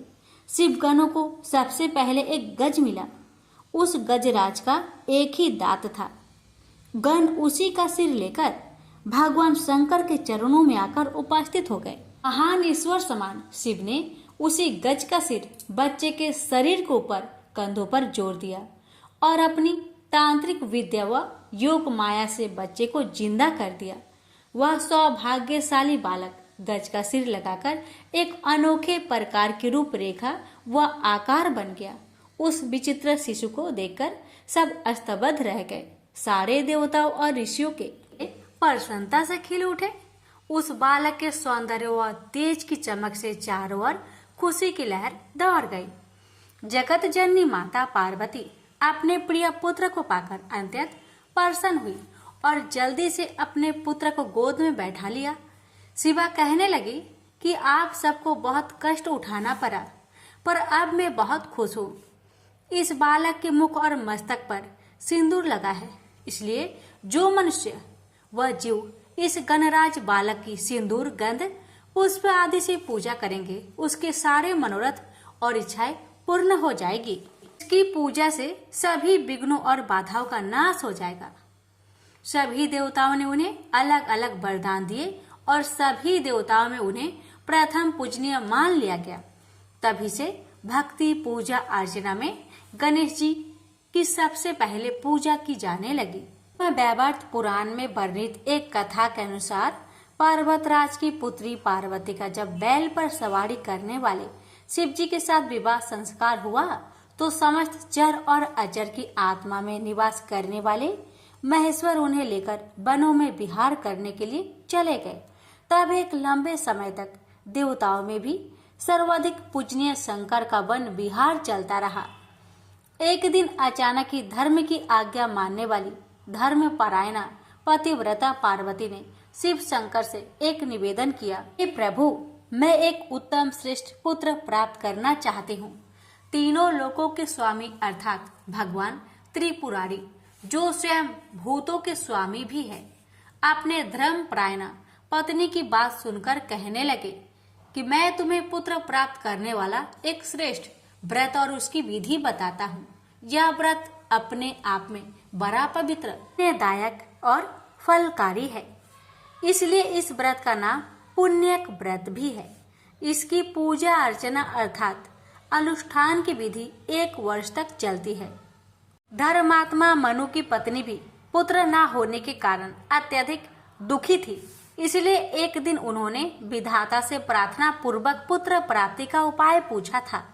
वह नारी ब्रह्म लोक में जाकर ब्रह्मा अर्थात विधाता से विनय पूर्वक बोली कि हे भगवान, आप संसार के रचयिता और सृष्टिकर्ता कहलाते हैं। सब कारणों का भी आपको ज्ञान है। पुत्र के बिना गृहस्थ जीवन नीरस और अर्थहीन लगता है। पुत्र के बिना स्त्री पुरुष का जन्म व्यर्थ है। अन्य धन और सभी सुखद सामग्री निष्फल है।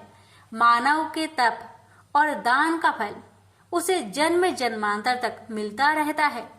तप और दान के कर्म कांड अनेक कल्पों तक सुख प्रदान करते रहते हैं, पर पुत्र ही एक ऐसा रूप है जो पिता को इसी जन्म में सुख, संतोष और हर्ष प्रदान करता है। पुत्र ही पुत्र नामक नरक से रक्षा करता है। मेरी इच्छा और प्रार्थना को जानकर कृपया आप वह विधि और उपाय बताएं जिसके द्वारा बंध्या को भी पुत्र प्राप्त हो सके। माता कहने लगे कि हे पुत्री, मैं तुम्हें एक ऐसा व्रत बताता हूँ जो समस्त इच्छाओं को पूरा करने वाला और परम सुखद है। यदि तुम विधि विधान से इस व्रत का अनुष्ठान करोगी तो श्री नारायण विष्णु के स्वरूप जैसे ही श्रेष्ठ और पराक्रमी पुत्र की प्राप्ति तुम्हें होगी। व्रत के समय 1 वर्ष निरंतर वेदों में बताई गई वस्तुओं का दान करते रहना चाहिए। माघ मास से शुक्ला पक्ष की त्रयोदशी से इस व्रत को प्रारंभ करना चाहिए। व्रत करने वाले व्रती को चाहिए कि व्रत आरंभ करने के पहले दिन द्वादशी को उपवास या व्रत रखे तथा अगले दिन त्रयोदशी प्रातःकाल ब्रह्म मुहूर्त में उठकर नित्य कर्मों को समाप्त करके श्री हरि के मंदिर में जाकर उन्हें अर्घ्य अर्थात जल चढ़ाए, पूजा अर्चना व प्रार्थना करे। फिर तुरंत घर वापस जाकर किसी सुयोग्य ब्राह्मण को आचार्य पद के लिए चुनकर भगवान विष्णु की स्तुति करते हुए मंत्रों का उच्चारण करे और फिर कलश की स्थापना कर मन में दृढ़ संकल्प कर इस व्रत का अनुष्ठान प्रारंभ करे और श्री हरि विष्णु का निरंतर ध्यान करे। के बाद हे पुत्री, अनेक प्रकार के फल, पुष्प और सुगंधित द्रव और प्रसादों से भगवान विष्णु की आराधना शुरू करनी चाहिए। कुष्मांड, श्रीफल, नारियल और जंबीर आदि फलों से श्री हरि की भक्ति करनी चाहिए। अनेक वाद्य यंत्रों का प्रयोग कर भजन गीत, संगीत और नृत्य कर श्री हरि को प्रसन्न करना चाहिए। उनकी भक्ति और वर प्राप्ति के लिए 1 लाख सुगंधित पुष्पों की माला श्री हरि को भेंट करनी चाहिए। भगवान की संतुष्टि और आनंद के लिए अनेक प्रकार के स्वादिष्ट व्यंजनों का प्रसाद बनाकर भोग लगाना चाहिए। फूल, मिश्री और तुलसी के पत्ते का मिश्रण बनाकर श्री हरि के स्थान को सुसज्जित रखना चाहिए। व्रत करने वाली स्त्री को 100 ब्राह्मण को नित्य स्वास्तिक, शुद्ध व स्वादिष्ट भोजन कराना चाहिए। भगवान शिव ने पार्वती से कहा कि हे देवी, हर दिन पूजा के समय सुगंधित फूलों से भरकर 100 अंजलियां पावन प्रभु श्री हरि को अर्पित करनी चाहिए और 100 बार शीश झुकाकर प्रणाम करना चाहिए। व्रत काल के अंतर्गत 6 महीने तक हविष्यान यज्ञ में चढ़ाए जाने वाला अन्न अर्थात अगहनी, चावल, धान, मूंग, तिल, जौ, मटर, तिन्नी, साठी, दूध, दही, घी, घृत पक्व, पकवान, शक्कर, लौंग, जीरा, पीपल, सेंधा नमक, समुद्री नमक, भथुआ, मूली, आम, इमली, कटहल, नारंगी, केला, हरहर और आंवला आदि हबिष्यान कहे जाते हैं। व्रती को 5 मास तक फलहार, 1 पक्ष तक हबी, हरे शाकफल इत्यादि का आहार और 1 पक्ष में केवल जल पर निर्भर रहना होता है। उपयुक्त विधि से व्रत करने पर फिर उसका उद्यापन करना चाहिए। 360 डालिया सुंदर वस्त्रों, अति उत्तम उपहारों, आभूषणों, भोज्य पदार्थों और यज्ञोपवीत यानी जनेऊ से भरकर दान करें। हवन यज्ञ में 1360 घी की आहुतियां देकर प्रणाम करें। इतने ही ब्राह्मणों को श्रद्धा पूर्वक इच्छित भोजन कराकर 1 स्वर्ण मुद्रा की दक्षिणा दे। इस व्रत को करने से श्री हरि के चरणों में पक्की और पूर्ण भक्ति हो जाती है।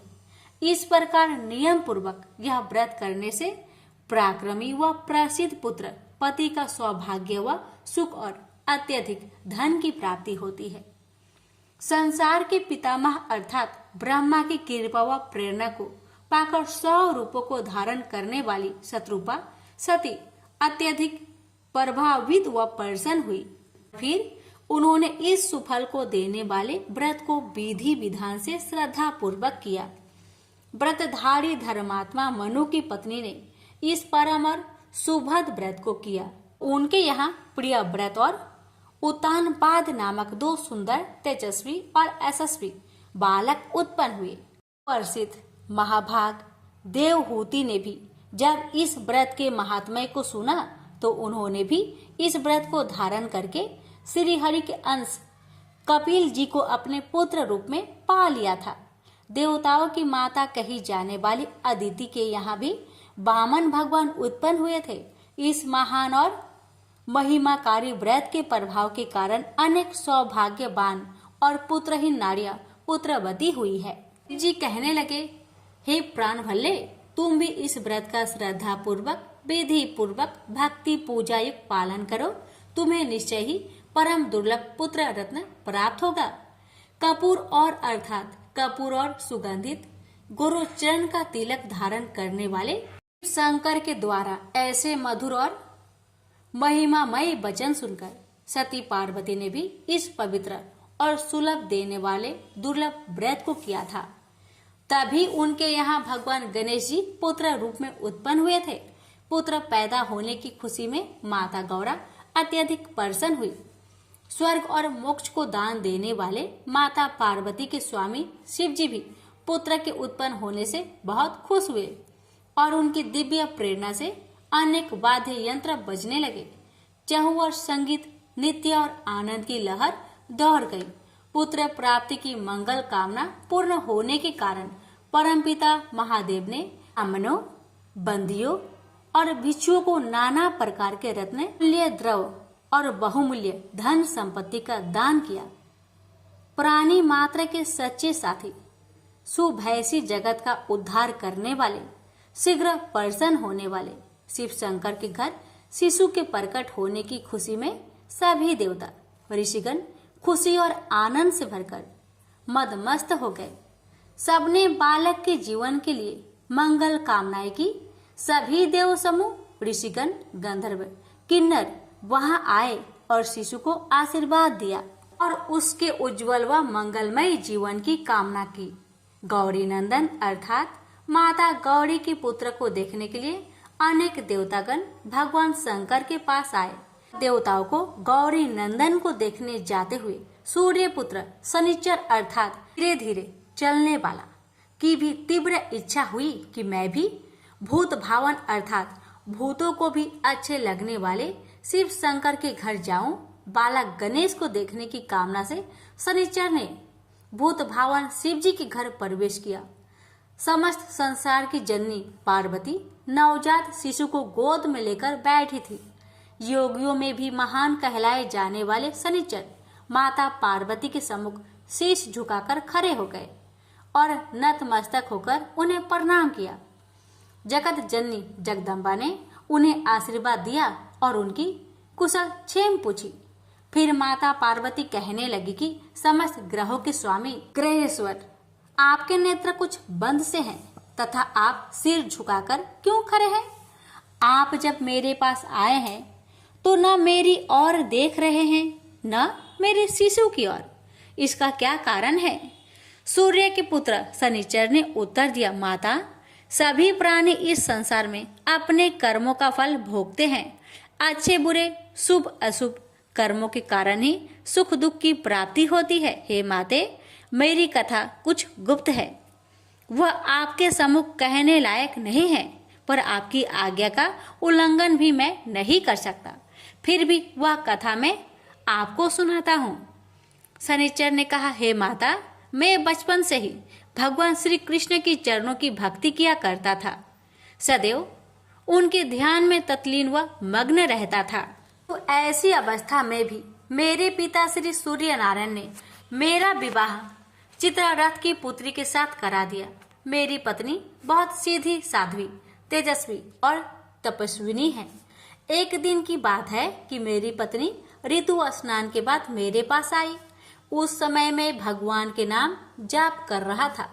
मुझे सर्वथा अपने आसपास की कुछ ज्ञान नहीं था, चूंकि वह एक सती साध्वी और भक्त थी, अतः अपना अपमान और अवहेलना वह न सह सकी।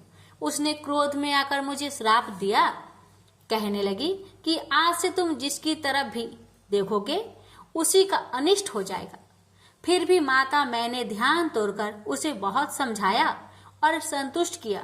उसने बहुत पश्चाताप किया, पर फिर भी श्राप लौटाने में असमर्थ रही। इसी श्राप के कारण जीव हिंसा के भय से मैं सदा अपने नेत्र को झुकाकर रखता हूँ। मैं किसी की ओर दृष्टिपात नहीं करता, क्योंकि उसकी तुरंत मृत्यु हो जाएगी। पार्वती ने जब शनिचर की बातें सुनी तो वे हंसने लगी कि संसार ईश्वर की इच्छा के अधीन है। जो परमेश्वर है वही होता है, अतः तुम जरा भी चिंता न करो तथा तुम मेरी ओर तथा मेरे शिशु की ओर देखो। सूर्यपुत्र शनिचर ने मन ही मन बहुत सोच विचार किया कि मैं पार्वती जी के बालक की ओर देखूं अथवा नहीं। यदि मैं इस तेजस्वी बालक की ओर देखूंगा तो जरूर इसका बुरा हो जाएगा। सबकी ईश्वर रूपा देवी पार्वती की बात भी कैसे टाली जा सकती थी। काफी सोच विचार के बाद योगी शनिचर ने माता जगदम्बा की ओर तो नहीं देखा, तो शिशु की ओर अपनी बाएं आंख के कोने से देखा ही था कि शनिचर की श्रापग्रस्त दृष्टि पड़ने से ही भगवती उमा के प्राणों से भी प्यारे पुत्र गणेश का सिर धड़ से अलग होकर दूर जाकर गिर पड़ा। शनिचर अत्यधिक दुखी हुए और घबराकर अपनी आंखें फेर ली और सिर झुकाकर भगवती के सामने खड़े हो गए। जब माता पार्वती ने खून से लथपथ कबंध शिशु को अपनी गोद में देखा तो दुखी से चित्कार उठी, हाय, ये मेरा शिशु को क्या हुआ? ऐसे दर्दनाक और विस्मित कर देने वाले दृश्य को देखकर उपस्थित कैलाश निवासी अत्यंत दुखी हुए। बालक की ऐसी दशा हो जाएगी ऐसा किसी को भी आभास नहीं था। देवी तो मूर्छित ही हो गई। खून से लथपथ मस्तक विहीन शिशु और माँ गौरा की चिंतायुक्त दशा को देखकर भगवान विष्णु तो गरुड़ पर सवार होकर तुरंत उत्तर दिशा की ओर चल पड़े। रास्ते में पुष्प भद्रा नदी के किनारे उन्होंने एक गज परिवार को आराम से सोते हुए देखा। गजेंद्र का सिर उस समय उत्तर की ओर था। चक्र पानी श्री हरि ने उस गजेंद्र का मस्तक अपने चक्र से काट डाला और उसे लेकर कैलाश पर्वत पर आ गए। भगवान नारायण ने उस मस्तक को मृत बच्चे के कमंद पर लगा दिया और फिर अपनी योग माया के द्वारा उसे जीवित भी कर दिया। संसार की माया मोह को दूर करने वाली माता अंबिका को श्री हरि ने सचेत किया और उनके पुत्र को उनकी गोद में बैठाकर उन्हें प्रसन्न करते हुए कहने लगे, हे कल्याणकारी बुद्धि रूपा शिवे, ब्रह्मा से लेकर कीटन प्रयत्न तक सभी अपने अपने कर्मों का फल इस जगत में भोगने आते हैं। हे मातेश्वरी, तुम भली भांति इस बात को जानती हो, हर प्राणी अपने कर्मों का फल भोगता है। शोकाकुल उमा को समझाते हुए चक्रपाणी विष्णु ने उन्हें सत्वाना देते हुए कहा कि प्रत्येक मनुष्य को कर्म जनित भोग सैकड़ों युगों तक अनेक योनियों में जन्म लेकर भोगने ही पड़ते हैं। जगत में होने वाले दुख, सुख, भय, शोक, आनंद आदि सब कर्मों का ही तो फल है देवी। इसमें सुख तो उत्तम कर्मों का परिणाम है और दुख और भय आदि पाप कर्मों का। भगवान चक्रवाणी की मधुर वाणी सुनकर माता उमा कुछ संतुष्ट हो गई। वत्सलमयी शिवा ने श्री हरि के चरणों में प्रणाम किया। कपूर गौर शिव और माता पार्वती दोनों ने ही भगवान विष्णु की स्तुति की। शिशु को पुनः जीवित पाकर माता गौरा तो तीर्थ से विभोर हो उठी। साथ ही सारे देव समुदाय में भी आनंद व हर्ष की लहर दौड़ गई। शुभ मुहूर्त देखकर श्री हरि ने बालक का शुभ संस्कार किया और बच्चे को आशीर्वाद देते हुए भगवान विष्णु ने कहा, हे सूरश्रेष्ठ, मैंने सर्वप्रथम तुम्हारी पूजा की है, अतः हे वत्स, आज से जगत में तुम सर्वप्रथम पूजनीय व योगेंद्र हो जाओगे। शंकर के प्रिय पुत्र को प्रसन्न होकर कमल नयन विष्णु ने पुष्प माला पहनाई। हर्षनाद और आनंद से वातावरण गूंज उठा। श्री हरि ने उन्हें मोक्षदायक ब्रह्म ज्ञान और संपूर्ण सिद्धियां प्रदान की। भगवान नारायण ने रुद्रप्रिय नंदन के 8 नाम भी रख दिए। विघ्नेश, गणेश, हिरंब, गजानन, लंबोदर, एकदंत, सुप्रकर्ण और विनायक। तभी से पार्वती पुत्र गजमुख अग्र रूप में पूजनीय माने जाते हैं। प्रेम से बोलिए गणेश महाराज की जय। गणेश जी की अग्र पूजा क्यों की जाती है? ऋषियों मुनियों ने सूत जी से निवेदन किया, हे सूत जी, अब आप पहले यह बताएं कि गणेश जी की अग्र पूजा क्यों की जाती है, किसी अन्य देवता की क्यों नहीं? श्री सूत जी बोले, हे ऋषियों, यह भी एक रहस्य ही है कि अधिकार मांगने से नहीं मिलता, इसके लिए योग्यता आवश्यक है। संसार में जो देवी देवता जिसका इष्ट देव होता है वही उसी की पूजा करता है। परिणामतः बड़े देवताओं के महत्व में कम होने की आशंका हो गई है, इसलिए देवताओं में विवाद हुआ।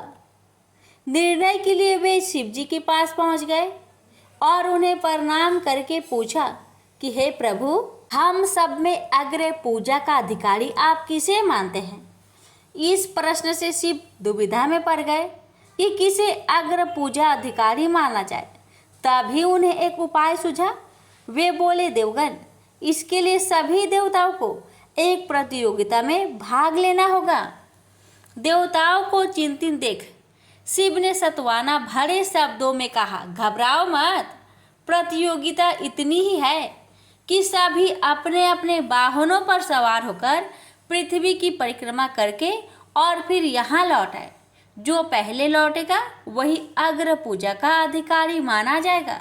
अभी देवता अपने अपने वाहन पर सवार होकर दौड़ पड़े। गणेश जी का वाहन था मूषक।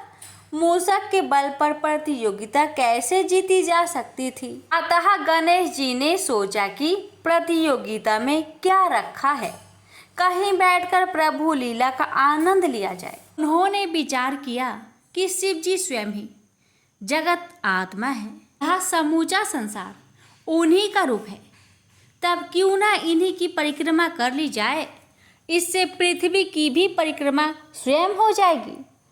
फिर उन्होंने मूषक पर चढ़कर शिव जी की परिक्रमा की और उनके समक्ष जा पहुँचे। शिव जी ने पूछा, वत्स, तुमने परिक्रमा पूर्ण कर ली? तब उन्होंने उत्तर दिया, जी। शिव जी कुछ नहीं बोले। फिर धीरे धीरे देवता परिक्रमा करके लौटने लगे और उन्होंने गणेश जी को वहाँ बैठा देखा तो उन्हें आश्चर्य हुआ। फिर भी साहस करके पूछा, अरे तुम पृथ्वी की परिक्रमा के लिए नहीं गए? गणेश जी ने कहा, अरे मैं तो कब का यहाँ आ गया। देवता बोले, वे रास्ते में तो हमने कहीं भी नहीं देखा। गणेश जी ने उत्तर दिया, तुम्हारा कहना ठीक है, देखते भी तो कहाँ से, समूचा संसार तो शिव रूप में यही विद्यमान है। फिर मुझे व्यर्थ भ्रमण की क्या आवश्यकता थी? मैंने इन्हीं प्रभु की परिक्रमा निष्ठापूर्वक कर ली। सूत जी बोले, मुनियो, गणेश जी अपनी बुद्धि के बल पर ही विजयी हुए। इसी विजय के कारण उसी दिन से गणेश जी की प्रथम पूजा होने लगी। रौनक जी ने पूछा कि हे सूत जी, हम गणेश जी के चरित्रों का अध्ययन किस ग्रंथ में कर सकते हैं? हे प्रभु, आप तो सर्वज्ञ हैं, आप ही उनके चरित्रों का वर्णन करें तो हम पर अति उपकार होगा। सूत जी बोले कि हे मुनियो, गणेश जी के सभी चरित्रों का कथन इस जिह्वा से करना संभव नहीं है। फिर भी गणेश जी अग्र पूज्य होने के कारण समस्त देव चरित्रों से जुड़े हैं, इसलिए उनका प्रभाव भी सर्वाधिक है। हे मुनियो, वे सभी का तिरस्कार करने में सक्षम हैं, किंतु उनका तिरस्कार कोई भी नहीं कर सकता। तीनों लोक में उन्हीं के संकेत पर क्रियाशील है। स्वयं गणेश जी कहते हैं, शिव, विष्णु, शक्ति, सूर्य और मुझ गणेश में जो अभेद बुद्धि योग है, मेरे मत में वही सम्यक योग है। इससे भी सिद्ध है कि सारे देवता उन्हीं के स्वरूप है और देवताओं के चरित्र भी उन्हीं गणराज के चरित्र है। फिर भी गणेश्वर के अनेक प्रमुख चरित्रों का वर्णन गणेश महापुराण में हुआ है। यों ने पूछा, हे प्रभु, गणेश पुराण का आरंभ किस प्रकार हुआ, यह हमें बताने की कृपा करें। इस पर सूत जी बोले कि हे शौनक, गणेश पुराण अति प्राचीन है। उनके अनंत चरित्रों का संग्रह महापुराण का रूप ले सकता है। गणेश जी के चरित्र को एक बार भगवान नारायण ने नारद जी को और भगवान शंकर ने जगत जननी पार्वती को सुनाया था। बाद में वही पुराण संक्षेप में ब्रह्मा जी ने महर्षि वेद व्यास को सुनाया और फिर व्यास जी से महर्षि भृगु ने सुना। भृगु ने सौराष्ट्र के एक राजा सोमकांत को सुनाया था। तब से यह पुराण प्रचलित है। मुनियों ने पूछा, भगवान राजा सोमकांत कौन था? उसने महर्षि भृगु से गणेश पुराण का श्रवण कहाँ किया था? उस पुराण के श्रवण से उसे क्या क्या लाभ हुआ? हे नाथ, हमारी श्री गणेश्वर की कथा के प्रति उत्कंठा बढ़ती ही जा रही है। सूत जी बोले कि हे मुनियो, सोमकांत सौराष्ट्र के देवनगर का राजा था। वह अपनी प्रजा का पुत्रवत पालन करता था। वह वेद ज्ञान संपन्न, शास्त्र विद्या में निपुण एवं प्रबल प्रतापी, अत्यंत वैभवशाली राजा था। उसका ऐश्वर्य कुबेर से भी ऐश्वर्य को लज्जित करता था।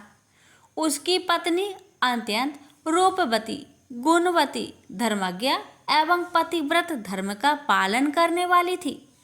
वह सदैव अपने स्वामी की सेवा में तत्पर रहती थी। उसका नाम सुधर्मा था। रानी की भक्ति ही राजा भी एक पत्नी व्रत का पालन करने वाला था। उसके हेमकांत नाम एक सुंदर पुत्र था। वह भी पिता की भांति होनहार था। इस प्रकार राजा सोमकांत सब तरह से सुखी था। सभी राजागण उसका हार्दिक सम्मान करते थे तथा उसकी श्रेष्ठ कृति भी संसार व्यापी थी। परंतु युवा अवस्था के बाद सोमकांत को कुष्ठ रोग हो गया। अनेक उपचार के बाद भी कोई लाभ नहीं हुआ। जब रोग की अधिक तीव्रता होने लगी और उसका कोई उपाय न हो सका तो राजा ने अमात्यों को बुलाकर कहा कि सुब्रतो, जाने किस कारण यह रोग मुझे पीड़ित कर रहा है। अवश्य ही यह किसी पूर्व जन्म के पाप का फल होगा। अतः मैं अपना समस्त राजपाट छोड़कर अब वन में वास करूंगा। मेरे पुत्र हेमकांत को आप मेरे समान मानकर राज्य शासन का धर्म पूर्वक संचालन करते रहे। फिर राजा ने शुभ मुहूर्त में पुत्र हेमकांत को राज्य पद पर अभिषिक्त कर अपनी पत्नी सुधर्मा के साथ निर्जन वन की ओर प्रस्थान किया। प्रजा ने राजा को राज्य की सीमा तक पहुंचाया। प्रजा के नेत्र अश्रुपूरित थे। राजा ने प्रजा अमात्य गौओं को समझाते हुए कहा कि आप सब लोग धर्म के जानने वाले, श्रेष्ठ आचरण में तत्पर एवं सहृदय हैं। यह संसार तो वैसे भी परिवर्तनशील है।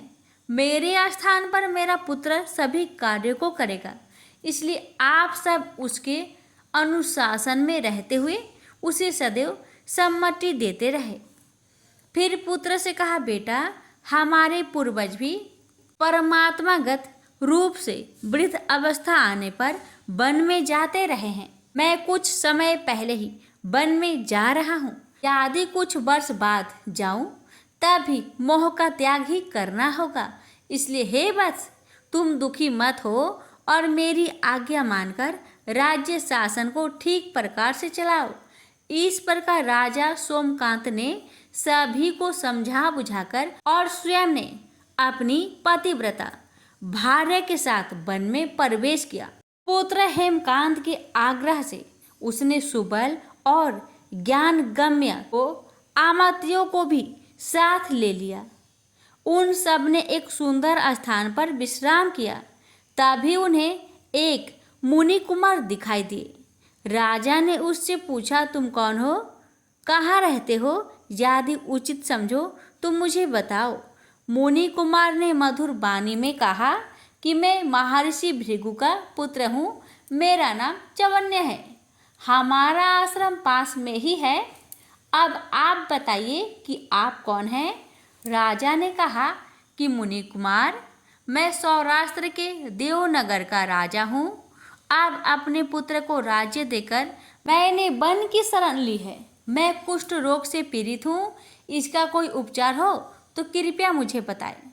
मुनि कुमार ने कहा कि मैं अपने पिताजी को आपके बारे में बताता हूँ, फिर वे जैसा कहेंगे मैं आपको बताऊंगा। ऐसा कहकर मुनि कुमार चला गया और कुछ देर में लौटकर बोला कि राजन, पिताजी की आज्ञा अनुसार आप सब मेरे साथ आश्रम में चलकर उनसे भेंट करें, तभी आपके रोग के विषय में भी विचार किया जाएगा। राजा अपनी पत्नी और अमात्यों सहित चवन्य के साथ भृगु आश्रम में पहुंचा और भृगु ऋषि को प्रणाम करके बोला, हे भगवान, मैं आपकी शरण में हूँ, आप मुझ कुष्ठ पर कृपा करें। महर्षि बोले, राजन, यह तुम्हारे किसी पूर्व जन्म कृत पाप का ही उदय हुआ है। इसका उपाय मैं तुम्हें कल बताऊंगा। आज तुम यहीं विश्राम करो। महर्षि की आज्ञा अनुसार सबने स्नान, भोजन आदि के उपरांत रात्रि व्यतीत की और प्रातः स्नान आदि नित्य कर्मों से निवृत्त होकर महर्षि की सेवा में उपस्थित हुए। महर्षि ने कहा, राजन, मैंने तुम्हारे पूर्व जन्म का वृत्तांत जान लिया है। तुम पूर्व जन्म में एक धनवान वैश्य के लड़के पुत्र थे। वह वैश्य विंध्याचल के निकट कोल्हार नाम ग्राम में निवास करता था। उसकी पत्नी का नाम सुलोचना था। तुम्हारा नाम कामद था। तुम्हारा लालन पालन बड़े ही लाड़ प्यार से हुआ। उन्होंने तुम्हारा विवाह एक अत्यंत सुंदरी वैश्य कन्या से कर दिया था, जिसका नाम कुटुम्बिनी था। यद्यपि तुम्हारी भार्या सुशीला थी और तुम्हें सदैव धर्म में निरत देखना चाहती थी, किंतु तुम्हारा स्वभाव वासनांध होने के कारण दिन प्रतिदिन उछलखल होता जा रहा था। लेकिन माता पिता भी धर्मपरायण होने से उनके सामने तुम्हारी उछलखलता दबी रही। कालांतर में माता पिता की मृत्यु के बाद तुम निरंकुश हो गए और अपनी पत्नी की बात भी नहीं मानते थे। तुम्हें अनाचार में प्रवृत्त देखकर उसे दुख होता था, लेकिन उसका कुछ बस न चलता था। तुम्हारी उन्मत्ता चरम सीमा पर थी। अपनों से भी देश और क्रूरता का व्यवहार किया करते थे।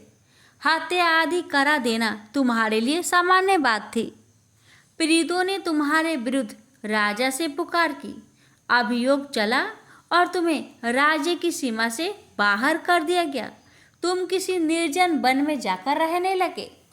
उस समय तुम्हारे कार्य लोग को लूटना और हत्या करना ही रह गया।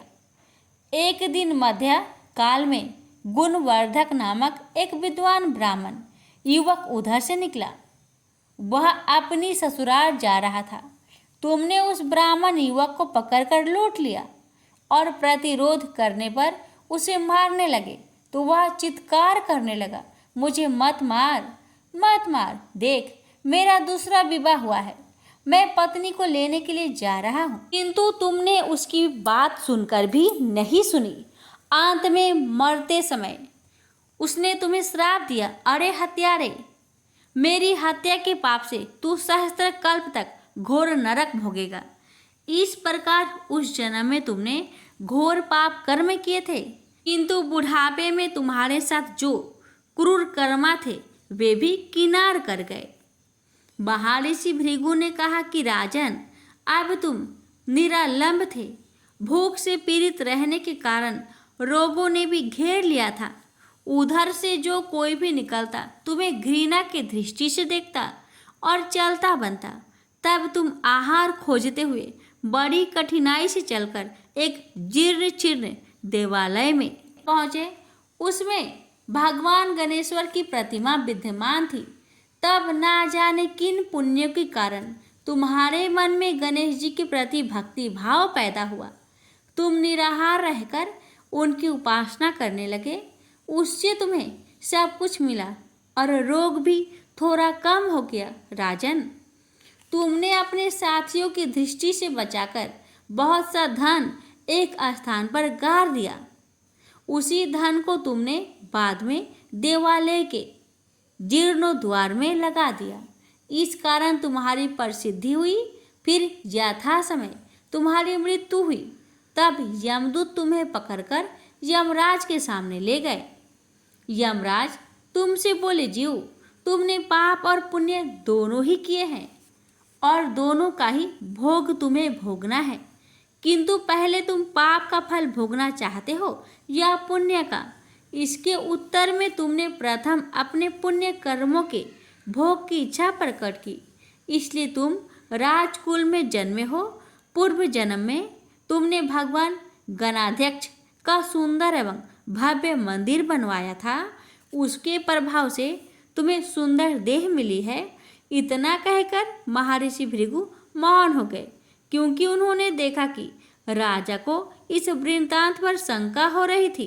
तभी महर्षि के शरीर से असंख्य विकराल पंछी उत्पन्न होकर राजा की ओर झपटे और उसके शरीर को पैनी चोट से नोच नोच कर खाने लगे।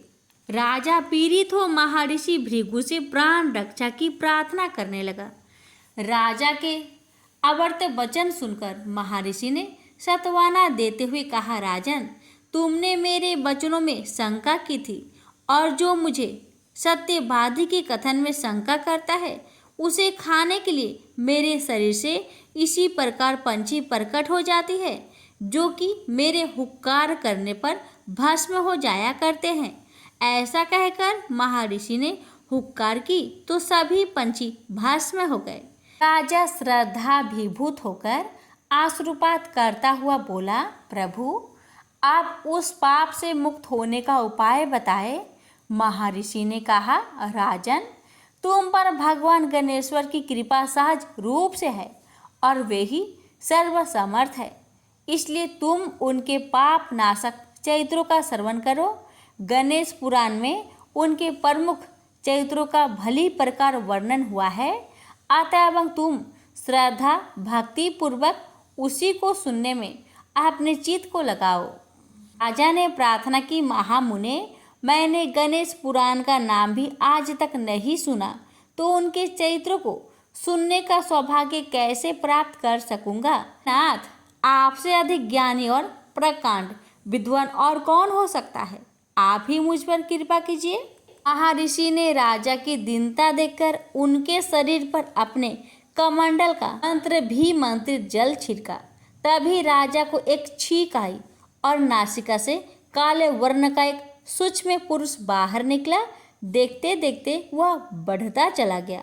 उसके विकराल रूप को देखकर राजा कुछ भयभीत हुआ, किंतु समस्त आम्रवासी वहां से भाग गए।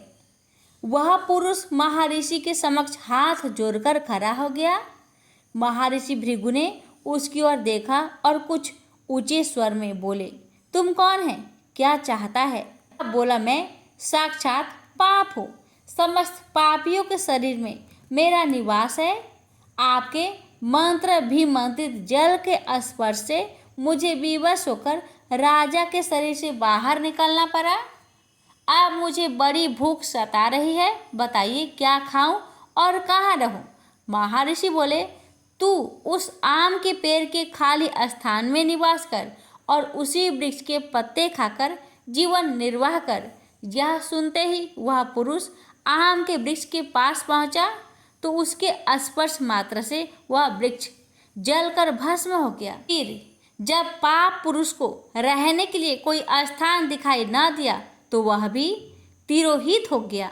महर्षि भृगु बोले, राजन, कालांतर में यह वृक्ष पुनः अपने उसी रूप को धारण करेगा। जब तक यह पुनः उत्पन्न ना हो तब तक मैं तुम्हें गणेश पुराण का श्रवण कराता रहूँगा। पहले तुम पुराण श्रवण के संकल्प के साथ आदि देव गणेश जी का पूजन करो, तब मैं गणेश पुराण की कथा आरंभ करूँगा। महर्षि के आदेश अनुसार राजा ने पुराण श्रवण का संकल्प किया। उसी समय राजा को अनुभूति हुई, उसकी समस्त पीड़ा दूर हो गई। दृष्टि डाली तो कुष्ठ रोग अब कहीं कोई चिन्ह भी शेष नहीं रह गया था। अपने को पूर्व रूप से रोग रहित एवं पूर्वत सुंदर हुआ देख राजा के आश्चर्य की सीमा ना रही और उसने महर्षि की चरण पकड़कर निवेदन किया कि प्रभु, मुझे गणेश पुराण का विस्तार से श्रवण कराए।